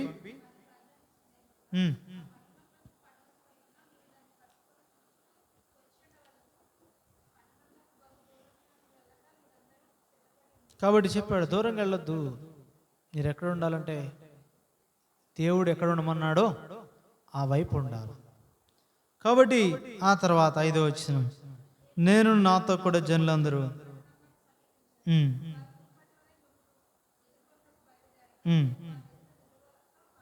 కాబట్టి ఇది దేవుడిచ్చిన క్రమం కాబట్టి అది చేస్తున్నాడు. ఒకవేళ దేవుడు ఇవ్వకుండా చేస్తే అది వేరుగా ఉంటుంది. దేవుడు చెప్పాడు కాబట్టి ఆ క్రమాన్ని చేయాలి. క్రొత్త నిబంధన కూడా అంతే, అదే చెప్తున్నాడు. అందుకే ఇక్కడ రాయబడిన మాటలు ప్రభువైన యేసుక్రీస్తు జీవితంలో కూడా కనబడతాయి. నిలువలేక పారిపోయినట్లు బయటకు వచ్చేసారు. నిలువగలిగిన సామర్థ్యత ఉండి కూడా ప్రభు కూడా అంతే. భూమి మీద ఉన్నప్పుడు ఆయన్ని కొడ్డాకు వచ్చిన, చంపవలని కుట్రలు చేసిన తప్పించుకొని వెళ్ళిపోయాడు ఆయన. ఆ మాటలు రాయబడితే వచ్చే సువార్తల్లో ఆయన శక్తి లేక కాదు, ప్రభావం లేక కాదు, దాన్ని అక్కడ వాడకూడదు. కాబట్టి ఇది చాలా ప్రాముఖ్యం. ప్రభువైన యేసుక్రీస్తు భూమి మీద ఉన్నప్పుడు ఆయనే తప్పించుకుని వెళ్ళిపోతే మనం కూడా ప్రభు అనుమతించిన విషయాల్లో జోక్యం చేసుకోకూడదు. తప్పించుకొని వచ్చేయాలి. కొన్నిటికి సవాళ్ళు విసరకూడదు, వివాదాలకు తావివ్వకూడదు, ఆ తర్కములకు తావివ్వకూడదు. అదే అంటాడు అక్కడ తీతుకు పత్రికలో, తీతుతో పౌలు మాట్లాడతాడు. అవి ఎందుకు పనిచేయవు, అవి నిష్ప్రయోజనమైనవి, వాటిని గురించి అనవసరం, వాటి వల్ల నష్టమే కానీ లాభం లేదు. ఎవరిని రక్షించదు అది ఎవరిని పరిశుద్ధాత్మని ఒప్పిదల్లోనికి తీసుకుని రావు. అవివేక తర్కాలు అంటాడు, వంశావళి గురించి సంగతులు అంటాడు, ఇవన్నీ నిష్ప్రయోజనం, వాటి జోలికి వెళ్ళొద్దు అంటాడు. అందుకే ఇవి వేస్ట్, అవి ఉపయోగపడవు. చూచేవాళ్ళకో లేదంటే కొంతసేపు సంతోషించేవాడికో గెలిచినోడి పక్షాన ఎంత బాగా చెప్పాడు అన్నట్టే ఉంటుంది, కానీ అది ఎందుకు పనికిరాదు. ఆ దేవుని రాజ్యములో దాని కొరకు పనిచేసే క్రమంలో అది ఎందుకు పనిచేయదు. ఈ వివాదాలు కానీ ఇవేవి కూడా సవాళ్ళతో కూడిన సంగతులు, సవాళ్ళు విసిరి డిబేటింగ్ చేసుకోవడం కానీ ఇది నిష్ప్రయోజనం. ఇది ఆత్మను రక్షించలేదు. అది ఎప్పుడు కూడా ఎత్తుకు పై ఎత్తు, ఒకళ్ళు ఓడిపోయినా అక్కడ మాటల్లో దానికి పై ఎత్తు వేయడాకే వాడు చూస్తాడు, కానీ అవతల వాడు రక్షణార్థమైన మార్గంలోకి రావడానికి ప్రయత్నమే చేయడు. ఇంకా మనం ఆటంకరంగా ఉంటాం దానికి. ఎప్పుడైతే మనం మాట్లాడుకుంటూ వస్తాం, ప్రభు సంధించడానికి అవకాశం ఉంటుంది మన జీవితంలో. ఎప్పుడైతే సవాలు విసిరి నీకేదో జ్ఞానం ఉందని అక్కడ నిరూపించుకుంటూ ప్రయత్నం చేస్తావో ఆయన ప్రభు కార్యం జరగదు. అదే అక్కడ జ్ఞాపకం చేయబడింది. క్రొత్త నిబంధనలు వాడికి తప్పించుకుని వెళ్ళిపోవాలా, వాడి జోలికి వెళ్ళకూడదు. క్రైస్తవంలో అది కూడా ఈ దినాల్లో పొరపాటు జరిగిపోతుంది. అది మరి ఎలాగో లోపలికి వచ్చిందో తెలియదు, కానీ అవసరం లేదు. దానివల్ల రక్షణార్థమైన సంగతులు జరగవు, మనకే తెలుసు. అది మానవ స్వభావం అలాంటిది. పరిశుద్ధాత్మని కార్యం జరగకుండా ఆటంకరంగా ఉంటాయి అవి తర్కములు అనేవి. చాలా పర్యాయములు అక్షరార్థంగా చేసే ఈ యొక్క పని వలన ఆత్మదేవుని సహాయం లేని కారణాన్ని బట్టి ఓటమి కూడా చూస్తారు. అక్కడ ఏదో కవర్ చేసుకోవడానికి వెళ్తారేమో కానీ ఓడిపోతారు అలాంటి చోట. అందుకే మరింత జాగ్రత్త పడాలి మనం. అటువంటి సంగతులకే దూరంగా ఉండాలి. మనం చేయకపోయినా ఎవరు చేసినా వాటికి మనము దూరంగా తప్పించుకొని వెళ్ళిపోవాలి. ఇలాంటి కొన్ని సంగతులు ఉన్నాయి, తప్పించుకొని వెళ్ళిపోవాల్సిన సంగతులు. వాటి జోలికి మనం వెళ్ళకూడదు, తప్పించుకొని వచ్చేయాలి అంతే. అటు వెళ్తే బురదకు మన మీద కూడా పడుతుంది. తెలిసినప్పుడు ఎందుకు ఆ దారిని వెళ్ళడం, తప్పించుకుని వెళ్ళిపోవాలి. వాడికి దూరంగా పారిపోండి అంటాడు అక్కడ. తిమోతికుడు కొన్ని మాటలు చెబుతూ వాటి దూరంగా వెళ్ళిపోమంటాడు, పారిపోమంటాడు ఏకంగా. అవేవో యవనేచ్ఛలంటే ఏదో పాప క్రియలు మాత్రమే కాదు, యూత్ ఫోర్స్ని బట్టి వాక్యాన్ని కూడా ఫోర్స్గా మాట్లాడే సంగతులు, అంటే అవివేక తర్కాలు. కాబట్టి ఈ సంగతుల విషయంలో మనం కూడా జాగ్రత్తగా ఉండాలి. కొన్ని సంగతులకి నిలువలేక పారిపోయినట్టుగానే ఉండాలి మనం. ప్రభు కూడా అలా తప్పించుకున్నాడు. మనకు తెలుసు సువార్తల్లో తప్పించుకున్నాడు ఆయన. వారికి దొరకలేదు, తప్పించుకొని బయటకు వచ్చేసాడు ఆయన. ఆ జనసమూహంలో లేకుండా ఏదోలా తప్పించుకున్నాడు. వారు ఆయన మీద కుట్ర వేసుకుంటూ వచ్చినా తప్పించుకున్నాడు. నిలవలసి వచ్చినప్పుడు నిలిచాడు, ఎదుర్కోవాల్సి వచ్చినప్పుడు ఎదుర్కొన్నాడు, మౌనంగా ఉండవలసినప్పుడు మౌనంగా ఉన్నాడు. ఇదే మనం ఎరగాల. అంత ఒకటి కాదు, ఒక నియమం కాదు. యేసుప్రభు అంటే మౌనం కాదు. యేసుప్రభు అంటే ప్రతి విషయంలో జయించిన నిమిత్తమే, ఎదిరించి మాట్లాడేయడమే కాదు. మౌనంగా ఉండవలసినప్పుడు మౌనంగా ఉండాలి, ఎదిరించవలసినప్పుడు ఎదిరించాలా, తప్పించుకోవాల్సినప్పుడు తప్పించుకొని వెళ్ళిపోవాలా. పిరికివాడు కాదు, అది కాదు పిరికితనం అంటే. అదే ఆత్మ నడిపింపు, ఆత్మ స్పర్శను గ్రహించాలి. లోకము సంఘములోని అనేకులు వ్యతిరేకించవచ్చు, పరిస్థితి అనుభవం వారికి లేదు కాబట్టి. కానీ ఇక్కడ చూపిస్తున్నాడు యెహోషువ లాంటి వాడు. మోషే కూడా కాదు, ఇప్పుడు యెహోషువ యుద్ధములో ఎప్పుడు ముందుండి కత్తి పట్టుకుని ఉండేవాడు. ఇప్పుడు ఆ చిన్న ప్రజల మధ్య హాయి వాళ్ళ ముందు ఏం చేయాలా? చేతకానుళ్ళగా తప్పించుకుని వెళ్ళిపోవాలా. కష్టమే యెహోషువకి. కానీ చెప్తున్నాడు దేవుడు, నువ్వు ప్రజల దగ్గరే ఉండు, యుద్ధ సన్నద్ధుల దగ్గర కాదు నువ్వు ఉండాల్సింది. ఎరిగాడు, తన స్థాయి తాను ఎరగలిగాడు, ఎక్కడికైనా వెళ్ళొచ్చుతాను. కానీ అక్కడ చెప్పాడు దేవుడు, ఏదైతే ముందు చెప్పాడో దానికి లోబడి ఇప్పుడు తన అనుభవం లేదంటే తన యొక్క దేవుడిచ్చిన జ్ఞానాన్ని బట్టి, దేవుడు ముందుగా ఏదైతే అనుభవించాడో దాన్ని బట్టి, మోషే కూడా అంతే, ఏదైతే ఐగుప్తులో నేర్చుకున్నాడో ఆ విద్య అంతా మైండ్లో ఉంది. కానీ దేన్ని వాళ్ళే, కానీ ఆ ప్రత్యక్ష గుడారపు నమూనాను గుర్తుపెట్టుకునే విషయంలో ఆ జ్ఞానమే దేవుడే ఇచ్చాడు. కానీ ముందు నేర్పించాడు అక్కడ ఐగుప్తులో. ఐగుప్తు సకల శాస్త్రములలో ప్రవీణుడు ఆయన. అదే మర్చిపోలే. ఇప్పుడు మళ్ళా కొండ మీద ఆ నమూనా ఇచ్చినప్పుడు ఉన్నట్టు ప్రజలకు నేర్పించగలిగాడు, ప్రజలతో చేయించగలిగాడు. అంటే ప్రజలకు ఎలాగో దేవుడు దేవాత్మ ఇచ్చాడు కొద్దిమందికి, అంటే మనం చూస్తాం ప్రజ్ఞా వివేకం గల ఆత్మ ఇచ్చాడు కొద్దిమందికి. అయితే ప్రజలందరూ అలాగ చేయటకే, మోషే నడిపించటకే ఎక్కడ నేర్చుకున్నాడు అక్కడ నేర్చుకున్నాడు. ఐగుప్తులో ఎక్కడ తప్పిపోకుండా చక్కగా దాన్ని నిర్మించిన నిమిత్తమే. అంతేగాని తాను నేర్చుకున్న జ్ఞానాన్ని కూడా ఉపయోగించలేదు, దానిని దేవుని చిత్త ప్రకారం చేయుటకే ఉపయోగించాడు. కానీ ఆ జ్ఞానాన్ని ఎక్కడా కూడా ప్రత్యక్ష గుడారం యొక్క నిర్మాణంలో ఉపయోగించలేదు. అందుకే దేవుడు పలుమార్లు చెప్పాడు, కొండ మీద నీకు చూపబడిన మాదిరి చొప్పున చేయుటకు జాగ్రత్త పడు. అలాగే చేశాడు. అందుకే తాను చేసినప్పుడు కూడా అలాగే చెప్తాడు, అలాగుననే చేసాను, అలాగుననే ఇశ్రాయేలీయులు చేసిరి, అలాగుననే దాన్ని చేసి మోషే పని సంపూర్తి చేసినప్పుడు రాయబెడుతూ వచ్చింది స్పష్టంగా. అది చాలా ప్రాముఖ్యం. ఏమి చెప్పాడో అది చేయాలి, ఎప్పుడేం చేయమని అది చేయాలి. సరే, ఇక్కడ అలాగనే యెహోషువ ఇప్పుడు ఎక్కడ ఉన్నాడంటే ప్రజల వైపు నుండి ఆ జనసమూహముతో వెళ్ళిపోవడం, ఆ సంగతులు మనం చూస్తాం. ఆ తర్వాత ఏం చేయాలో కూడా చెప్పాడు. ఈ లోపలికి రండి, అగ్ని చేత పట్టణాన్ని కాల్చివేయండి, ఆ పొగ ఎప్పుడైతే కనపడదు దానికి తిరిగి చూస్తారు, ఇటువంటి కలిపి వాళ్ళని నిర్మూలన చేద్దాం. ఈ యొక్క క్రమం చొప్పున వాళ్ళు వెళ్ళారు. ఆ కారణం చేత వాళ్ళని రాత్రి పంపించేశాడు. యెహోషువ మాత్రం రాత్రి యెహోషువ జనుల మధ్యనే అక్కడే ఉన్నాడు, ప్రజలతోనే ఉన్నాడు యెహోషువ. అదే ఇక్కడ జ్ఞాపకం చేయబడుతుంది. పరిశుద్ధాత్మని విషయం చూస్తే పరిశుద్ధాత్ముడు కూడా ఎల్లప్పుడూ ఎక్కడ ఉంటాడు? సంఘంలోనే ఉంటాడు, మన హృదయాల్లోనే ఉంటాడు. అందుకే ప్రభువు చెప్పాడు, ప్రభు యేసుక్రీస్తుకు సాదృశ్యంగా తన ఆత్మను పంపబోతున్నప్పుడు ఏం చెప్పాడు? వెళ్ళిపోతున్నప్పుడు ఏం చెప్పాడు? ఇదిగో నేను యుగ సమాప్తి వరకు సదాకాలం మీతో ఉంటాను. ప్రభు చెప్పాడు, వెళ్ళాడు, పంపించాడు. ప్రజలతో ఉంటాడు, ప్రజల పక్షాన ఉంటాడు. అది చాలా ప్రాముఖ్యమైనది సంఘము మధ్య. అందుకే ప్రకటన గ్రంథం 1వ అధ్యాయంలో 7 సువర్ణ దీపస్తంభముల మధ్య సంఘం మధ్య ఉంటాడు ఆయన, మన మధ్య ఉన్నాడు ఆయన. కాబట్టి ఆత్మరూపిగానే ఈ సంగతులు చెప్తున్నాడు. ఎందుకంటే మహిమపరచబడిన శరీరంతో అయితే ఆయన ఇక్కడ లేడు, తండ్రి కుడి పార్శ్వన మన కొరకై విజ్ఞాపన చేస్తున్నాడు. కాబట్టి ఈ స్పష్టమైన గ్రహింపు మనందరికీ అవసరం. సరే, ఇప్పుడు ఆ రాత్రి అక్కడ ఉన్నాడు. ఎక్కడ 9వ వచనం, ఇదిగో నేను మీకు ఆజ్ఞాపించున్నానని చెప్పి యెహోషువ వారిని పంపగా వారు పోంచీనుడికి పోయి మధ్య అక్కడ నిలిచారు ఆ రాత్రి. ఇదే మాటలు దాదాపు బేతేలు, హాయి, అబ్రహాం దగ్గర కూడా ఉంటుంది అనుకుంటా ఇదే మాట. 12వ అధ్యాయం చూడండి, బలిపీఠం కట్టాడు అక్కడ మొట్టమొదటిసారి.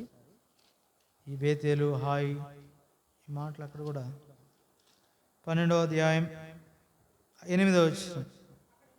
అక్కడ నుండి అతడు బయలుదేరి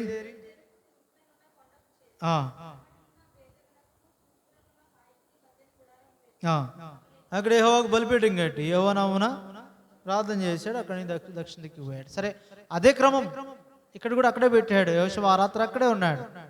అయితే ఇక్కడ వేరు వేరు ప్రదేశాలు అదని చెప్పడానికి మాత్రమే, కానీ సందర్భాలు వేరు. ఇక్కడ అబ్రహాం ఉన్నాడు, అదే చోటుకు వచ్చాడు. అక్కడ బలిపీఠం కట్టి ఏం చేశాడు? ప్రార్థన చేశాడు. ఇక్కడ కూడా రాత్రి నిలిచున్నాడు. కాబట్టి ఎవరితో అంటే ప్రజల మధ్య ఉన్నాడు అక్కడ యెహోషువ. ఉదయమే లేచాడు. ఇప్పుడు ఏం చేశాడు? 10వ వచనం 8వ అధ్యాయం. ఉదయం యెహోషువ వేకువన లేచి అప్పుడు అలాగే చేశాడు. ముందు కూడా వేకువనే చేశాడు కదా. 3వ అధ్యాయం 1వ వచనంలో వ్యర్థానికి వచ్చినప్పుడు వేకువ లేచి ఇశ్రాయేలును అక్కడ అలాగే రాత్రంతా ప్రజలతో ఉన్నాడు. ఉదయకరమే లేదు, జనులను వ్యూహపరిచాడు. ఇప్పుడు అలాగే ఏదైతే వ్యూహము ముందనుకున్నారో ఆ ప్రకారము వారు చేశారు. వారు చేసి ఆ పడమటి దిక్కుకు వెళ్ళిన వారి సంగతి ముందుగా పంపాడు. వీళ్ళ విషయం వారి ఎదుట లేచి వెళ్ళాడు. వాళ్ళ కనబడింది. హాయ్ రాజు, హాయ్ ప్రజలు చూసి వాళ్ళు ఏం చేశారు? ఇప్పుడు తరవడం మొదలు పెట్టారు. 14వ వచనం.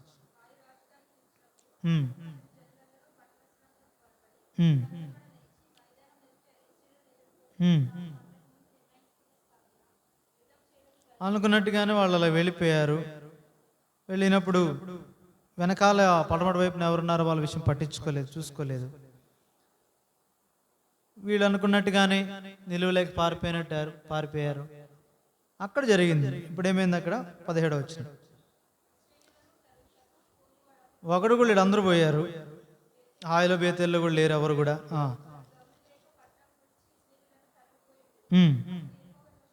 ఇప్పుడు దేవుడు మాట్లాడుతాడు. ఇప్పుడు ఇంటర్ఫీర్ అయ్యాడు.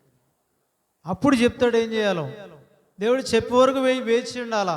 దేవుడు చెప్పాడు. అప్పుడు ఆ ప్రకారం దేవుడు చెప్పినట్టుగా వారు చేశారు. దేవుని తృప్తిపరిచినట్టుగా వారి జీవితం ఉంది కాబట్టి దేవుడు మాట్లాడాడు, లేకపోతే మాట్లాడాడు. అది మనం గమనించాలి. అలాగే వారు చేశారు కాబట్టి యెహోషువ అన్నాడు, ఇప్పుడు చేయి. ఏం చేయాలి? ఇప్పుడు నువ్వు చేత పట్టుకున్న ఈటెను ఇప్పుడు విజయం ఇచ్చేది అది. గమనించాడు. అందుకే ముందే తెలుసు. నిర్గమాకాండం 17వ అధ్యాయంలో అదే జరిగింది. మోషే ఏం చేశాడు? తన చేతులు పైకి లేపాడు. అహరోను హూరు కొండ మీద సహాయకులు కొండగా అమాలేకుల మీద యుద్ధం చేసినప్పుడు కింద ఉన్న యెహోషువకి తెలుసు అది ఏంటది. మోషే చేయి పైకెత్తినప్పుడు ఇశ్రాయేలీయులు గెలిచారు. మోషే చేతులు దించితే అమాలేకులు గెలిచారు. ఆ సంగతి చూశాడు అక్కడ. ఆ కారణం చేత ఈ అనుభవం తెలుసు యెహోషువకి. అయితే దేవుడు చెప్పాలి దాన్ని. ఇప్పుడు దేవుడు చెప్పాడు ఏమని? హాయి పట్టణం వైపు నీ చెయ్యి చాపు, అప్పుడు పట్టణము నీ చేతికి అప్పగింతును.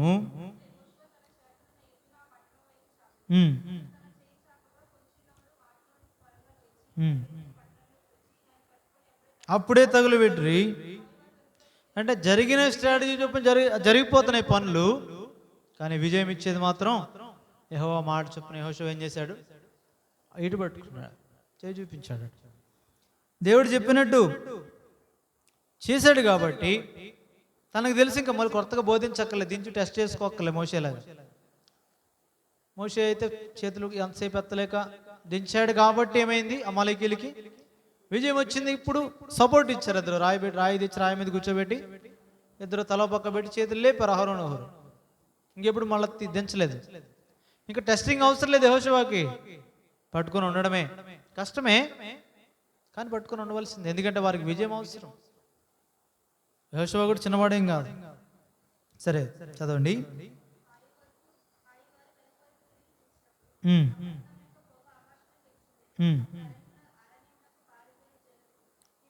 వెనక్కి తిరిగారు. ఇప్పుడు వెనక్కి తిరిగి తమను తరుముచున్న వారి మీద పడుచుంటారు కనుక ఇంకా అటు వెళ్ళారు ఇటు వెళ్ళారు. ఏమయ్యారు మధ్యలోనే?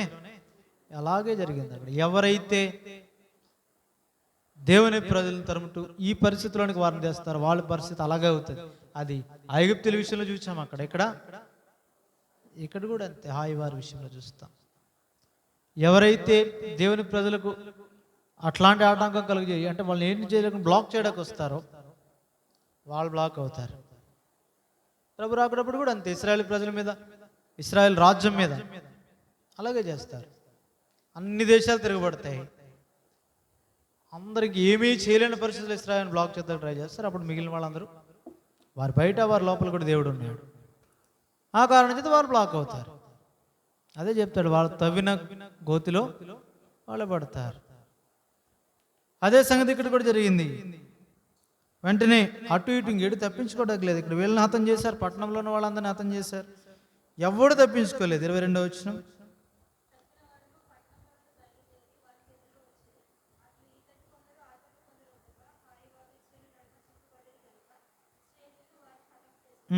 వారిలో ఒక్కడును మిగిలిలేదు, ఒక్కడును తప్పించుకోలేదు. రాజుని తెచ్చారు, వాడిని కూడా రాణి మీద వేలాడేసి వాడిని కూడా చంపారు. అది చూస్తాం తర్వాత. అయితే దేవుని ఉద్దేశాన్ని నెరవేర్చారు, వారు సంపూర్ణంగా నెరవేర్చారు. యెహోషువ దగ్గరికి తెస్తే సౌలులాగా కాదు, యెహోషువ చంపేయమంటే చంపేశాడు అంతే. ఇంకంతకన్నా రాజు కదా అని ఉండనివ్వలేదు, శ్రేష్టమైనవని బలి కొరికి ఆయన ఉంచినట్టు ఉంచలేదు. ఒకవేళ తర్వాత సౌలున్నా ఆ మనసు కాదు యెహోషువ. అది దేవుని సన్నిధి విషయమై ఇప్పుడే దేవుని సన్నిధి వాడుతుంది. ఆ యొక్క ఆనందంలో కూడా తప్పు చేయలేదు. అక్కడ ఖచ్చితంగా దేవుని చిత్తానికి లోబడ్డాడు. అదే అక్కడ కనబడుతుంది. 24వ వచనం.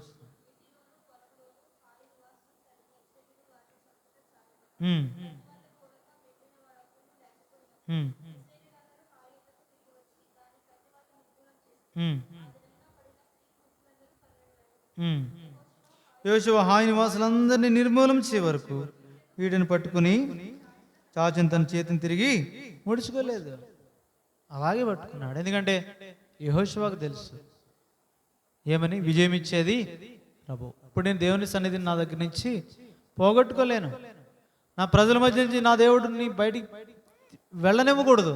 అలాగైతే ఆ ఈటను పట్టుకున్న చేతిని ఆయ మీద ఉంచాలి. ఆ పట్టణం వైపు చూపించినంతసేపే విజయం ఇచ్చేది వారి చేతిలో ఉన్న ఈట కాదు, కత్తి కాదు, వేరేమీ కాదు. దేవుని మాట వారికి విజయం ఇస్తుంది.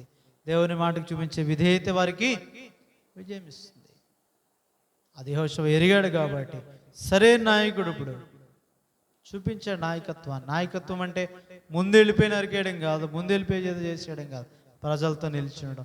యుద్ధ సన్నద్ధులు 30,000 మంది వెళ్ళడం కాదు, ప్రజలకు ధైర్యం ఇవ్వడం, ప్రజలతో ఉండడం, ప్రజలతో రాత్రి బస చేయడం, ప్రజలతో కలిసి వేకువనే ఆ ధైర్యం ఇచ్చి లోపలికి వెళ్ళి భయపెట్టి పారిపోతున్నట్టు, నిలువ లేకున్నట్లు ప్రజల మధ్య ఉన్నాడు. ఎవరు బలహీనలు వారితో ఉన్నాడు, వారి పక్షాన ఉన్నాడు. దేవుడేం చెప్పలే ఎక్కడో అక్కడ ఉండమని, స్పష్టంగా అక్కడ జ్ఞాపకం చేయబడుతూ వచ్చింది. కాబట్టి దేవుని మార్గము ఎరిగిన వాడు ఇప్పుడు యెహోషువ. ఎక్కడి నుంచి అంటే ధర్మశాస్త్రంలో నుండి. అందుకే ధర్మశాస్త్ర ప్రకారం ఇక్కడ కూడా ఒక మాట రాయబడింది. ఏమన్నాడు? రాణి మీద వేలాడదీశాక ప్రొద్దుగుంకుచున్నప్పుడు శవాన్ని తీసేశారు. ఎందుకంటే రాత్రి వేళ ఉంచకూడదు, దాన్ని ధర్మశాస్త్ర ప్రకారం ఉంచకూడదు, తీసేశారు. ప్రతి చోట వాక్య ప్రకారం చేయుట నేర్చుకున్నాడు, బోధిస్తున్నాడు, తన కూడా చక్కగా ప్రవర్తిస్తున్నాడు. కుడి విగ్గనడం కానీ తప్పిపోవట్లే. ఆ కారణం చేత దేవుని సన్నిధి ఇప్పుడు విజయం కాదు ప్రాముఖ్యం. అక్కడ దేవుని సన్నిధి దేవుని ప్రజలతో ఉంది, దేవుని సన్నిధి వారితో ఉంది. అది నీవు నేను కోరుకోవాల్సింది, విజయం కాదు. మనం కోరుకోవాలి దేవుని సన్నిధి మనతో ఉంటే అన్ని మనతో ఉన్నట్టే. సమస్తం మనవే, మనం కోరుకోవాల్సింది ఇది. అదే చెప్పాడు అక్కడ 30వ అధ్యాయం ద్వితీయోపదేశకాండలో ఏమన్నాడు? మీ దేవుడిని యెహోవాను మీరు హత్తుకొని ఆయనను కోరుకోండి, ఆయన ఆజ్ఞలకు లోబడి ఉండండి, జీవాన్ని కోరుకోండి. అది ఇప్పుడు మీరు జీవిస్తారు, బ్రతుకుతారు. అప్పుడు మీరు రెండు మీ ముందు ఉన్నాయి, కీడు ఉంది, మేలు ఉంది, మరణం ఉంది, జీవం ఉంది, ఆశీర్వాదం ఉంది, శాపం ఉంది. ప్రభువుని కోరుకోండి. మీరు కోరుకోవాల్సింది ప్రభువుని, మీరు లోబడవలసింది ఆయన ఆజ్ఞలు. స్పష్టంగా అక్కడ జ్ఞాపకం చేస్తూ వచ్చాడు. అదే ఇక్కడ మళ్ళీ అదే చూస్తాం. 30వ వచనం, వ్రాయబడిన ప్రకారం యెహోవా సేవకుడైన మోషే ఇశ్రాయేలుకు ఆజ్ఞాపించినట్లు ఇనుప పనిముట్లు తగిలింపని కాలు రాళ్లతో యెహోవా కొండ మీద కట్టించను, అర్పించారు. స్పష్టంగా ఏదైతే ద్వితీయోపదేశకాండంలో చెప్తూ వచ్చాడు, ముందుగా చెప్పాడు, మీరు అక్కడికి వెళ్తారు, వెళ్ళాక ఇలా చేయవలసిందే. చేశారు. అందుకే చెప్పింది చెప్పినట్టు చేశారు. ఇక్కడ యెహోషువ ఉన్నాడు. అందుకే స్పష్టంగా అంటాడు న్యాయాధిపతుల గ్రంథంలో, యెహోషువ బ్రతికిన దినాలన్నీ, తర్వాత యెహోషువతో ఉన్న పెద్దలందరూ బ్రతికిన దినాలన్నీ వాక్య ప్రకారం నడుచుకున్నారు. ఆ తర్వాత యెహోవానే నేను యెహోవా ఇశ్రాయేలీయుల కొరకు చేసిన కార్యములను ఎరుగని తరం ఒకటి పుట్టింది. స్పష్టంగా నేర్పించాడు.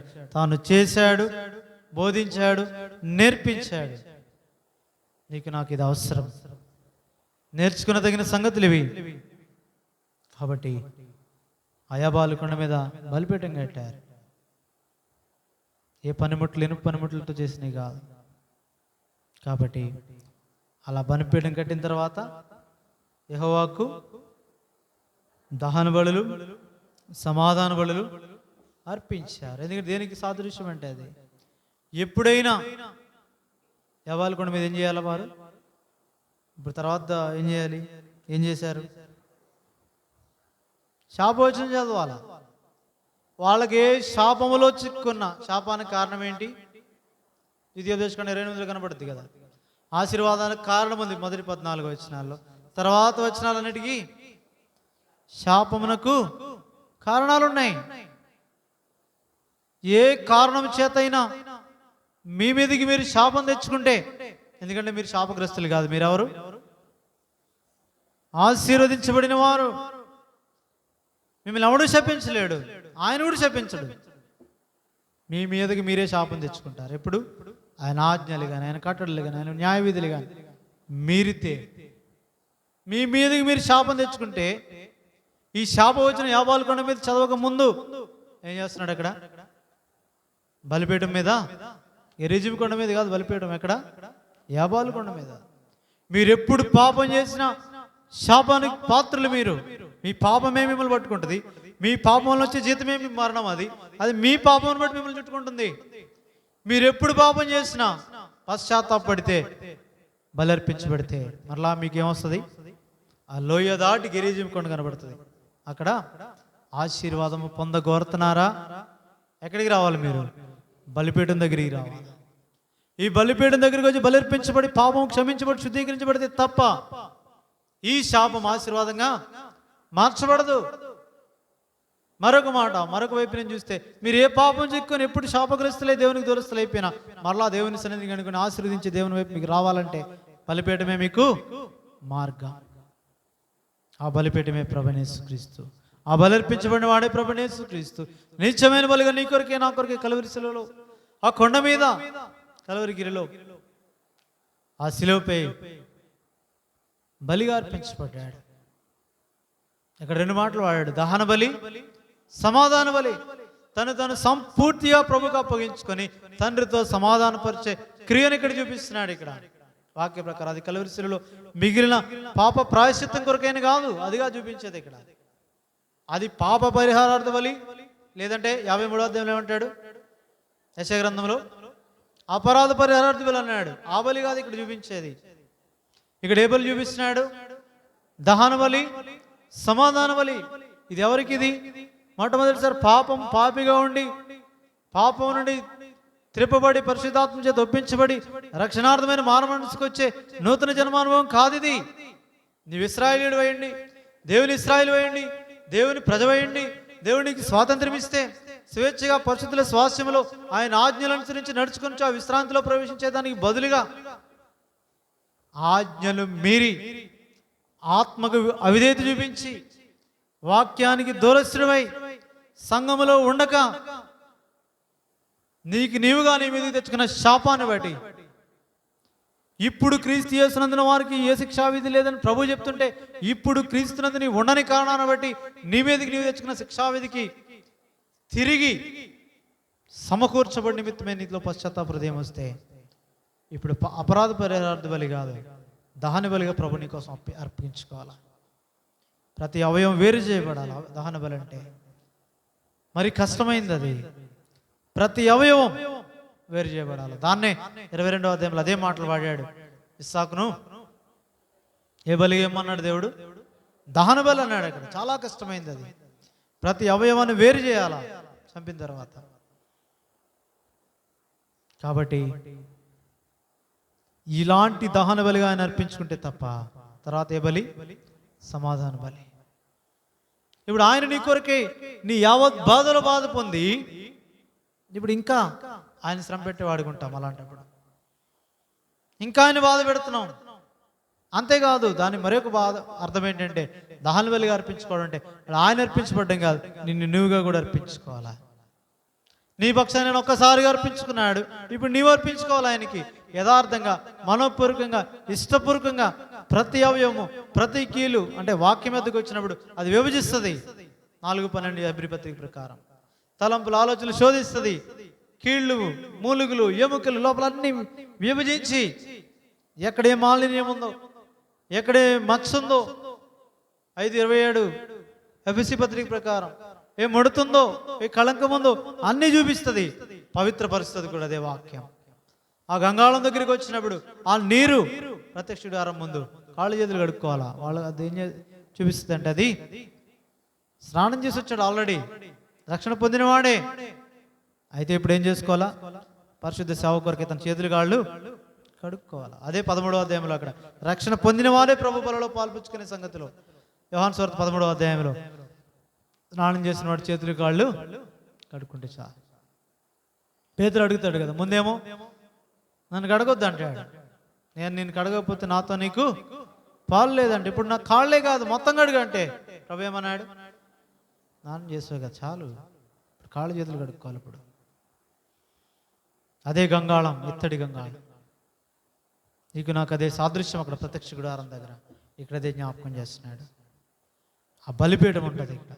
ఎక్కడంటే గిరిజిమి కొండ కాదు, యబాలు కొండ. ఎందుకంటే శాప విమోచనం కొరకే ముందుగానే అక్కడ అది. అందుకే అక్కడ అంటాడు అది సజీవమైన రాయి అని ప్రభువైన యేసుక్రీస్తుకు సాదృశ్యంగా మనుషుల చేత చేయబడింది కాదు. అది ఏ ఇనుప పనిముట్టు తగిలింపని కాలు రాళ్లతో మానవ ప్రమేయం లేని బలిపీఠం అది. కన్యక అయిన తల్లి అయిన మరియ గర్భాన మానవుని ప్రమేయం లేకుండా పరిశుద్ధాత్మని చేత నీ కొరకు నా కొరకు భూమి మీదకి వచ్చిన ప్రభువైన యేసుక్రీస్తు. ఏ ఇనుప పనిముట్టు వాడేది కాదు అది. ఆ బలిపీఠం ప్రత్యేకమైంది అది. అయితే నీవు నేను అలా కాదు. అయితే మనం అలాగ అర్పించుకుంటే తండ్రితో మరలా సమాధానపరచబడి ఆశీర్వాదమునకు పాత్రలుగా ఎంచబడతాం. అది సాదృశ్యం. 32వ వచనం. ఒక ప్రతినిధులు అక్కడ రాళ్ళ మీద వ్రాయించను, జరగవలనని పరదేశులేమి వారిలో పుట్టిన వారేమి ఇశ్రాయేలీయులందరూ వారి పెద్దలను, వారి నాయకులను, వారి న్యాయాధిపతులను లేవీల ముందర ఆ మందసమునకు ఈ వైపున ఆ వైపున నిలిచిరి.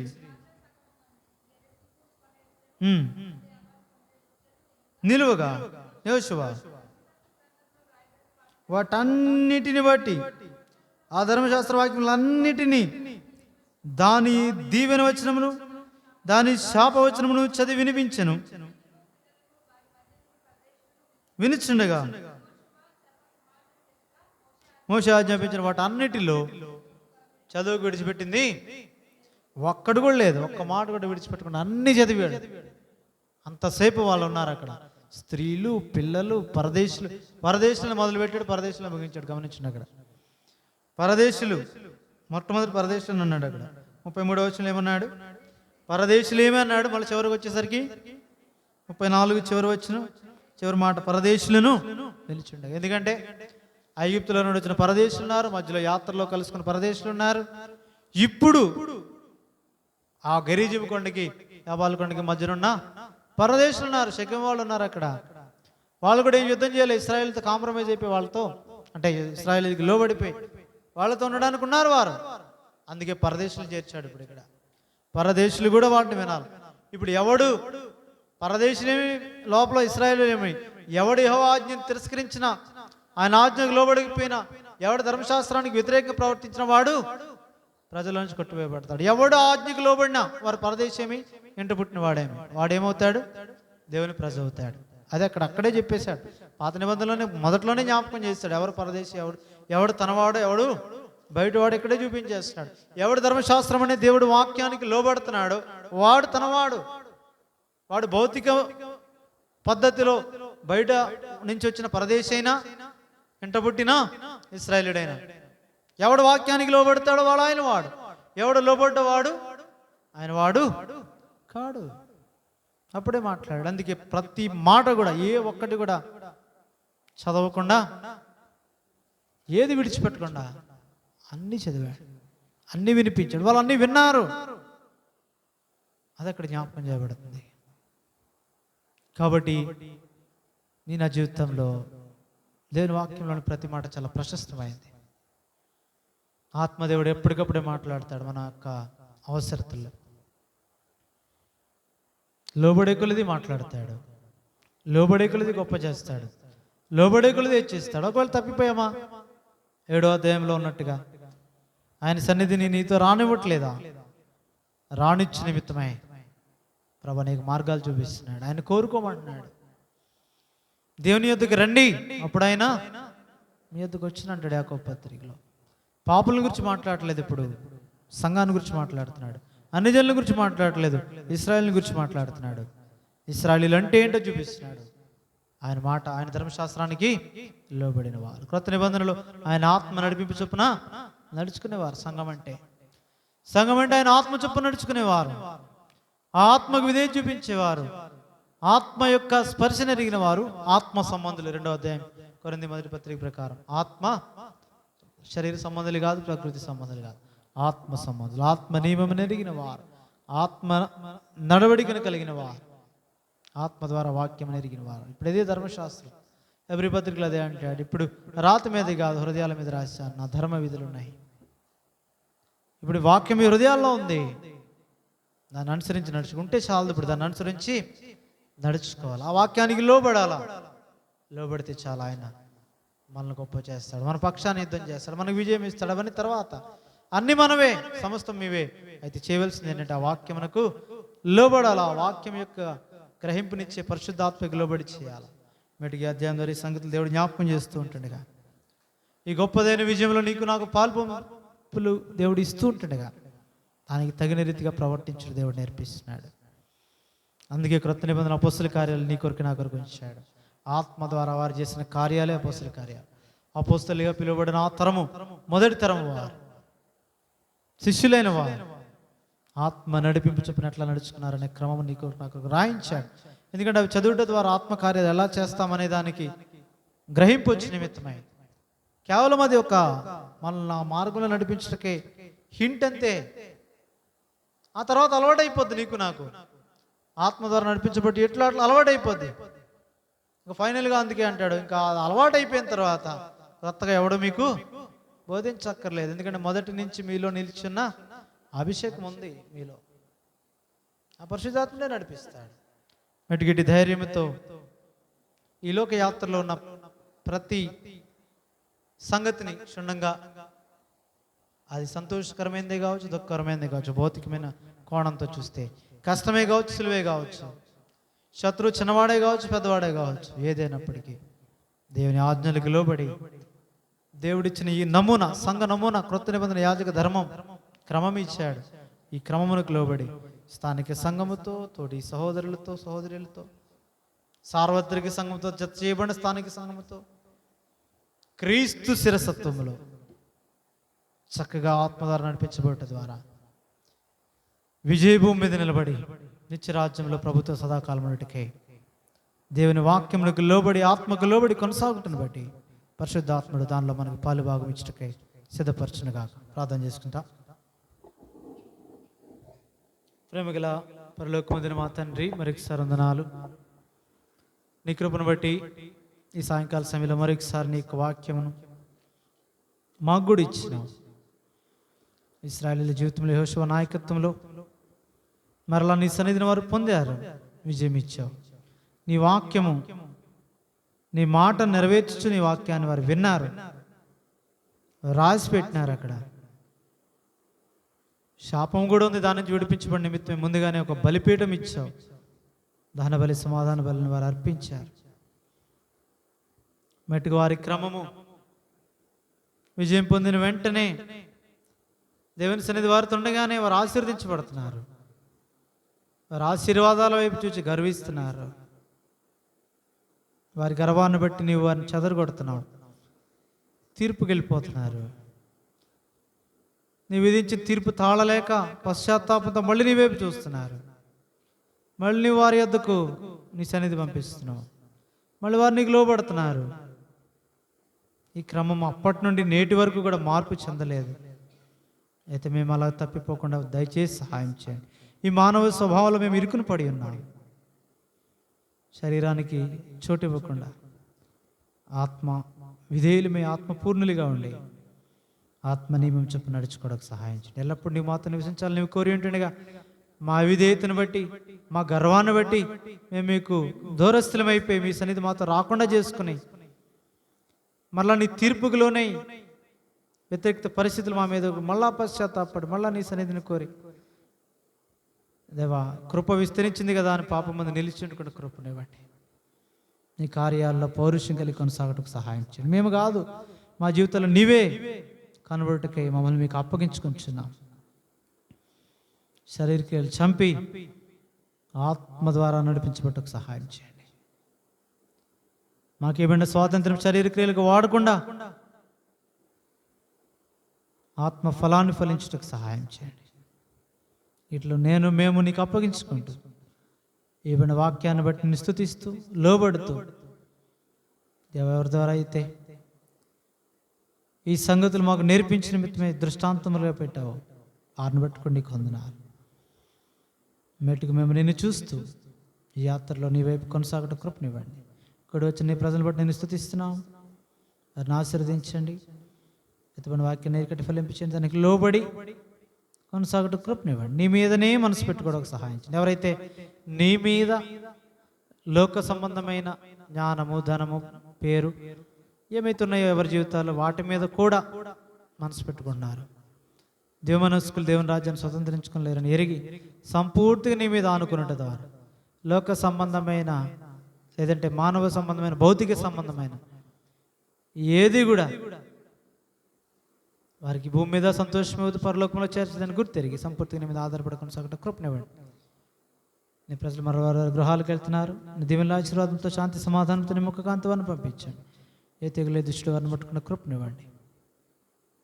దేవమరలా మేము కలుసుకున్న వరకు మీ సన్నిధి మాతో ఉంచుకొని మహిమా గణిత ప్రభావాలు నీకు ఆరోపిస్తూ యేసుక్రీస్తు ప్రభు రక్షకునామమున స్తుతించి గణపరిచి ప్రార్థించి వేడుకుంటున్నాం తండ్రి, ఆమేన్. పరమతండ్రి దేవుని ప్రేమ, ఆయనకు మాడని యేసుక్రీస్తు ప్రభుకి కృప, పరిశుద్ధాత్మ కన్యనే సహవాసం కూడి వచ్చిన మనకును సార్వత్రిక సంఘంలో చెందిన సకల పరిశుద్ధులకు సదాకాలము తోడేండును గాక. ఆమేన్.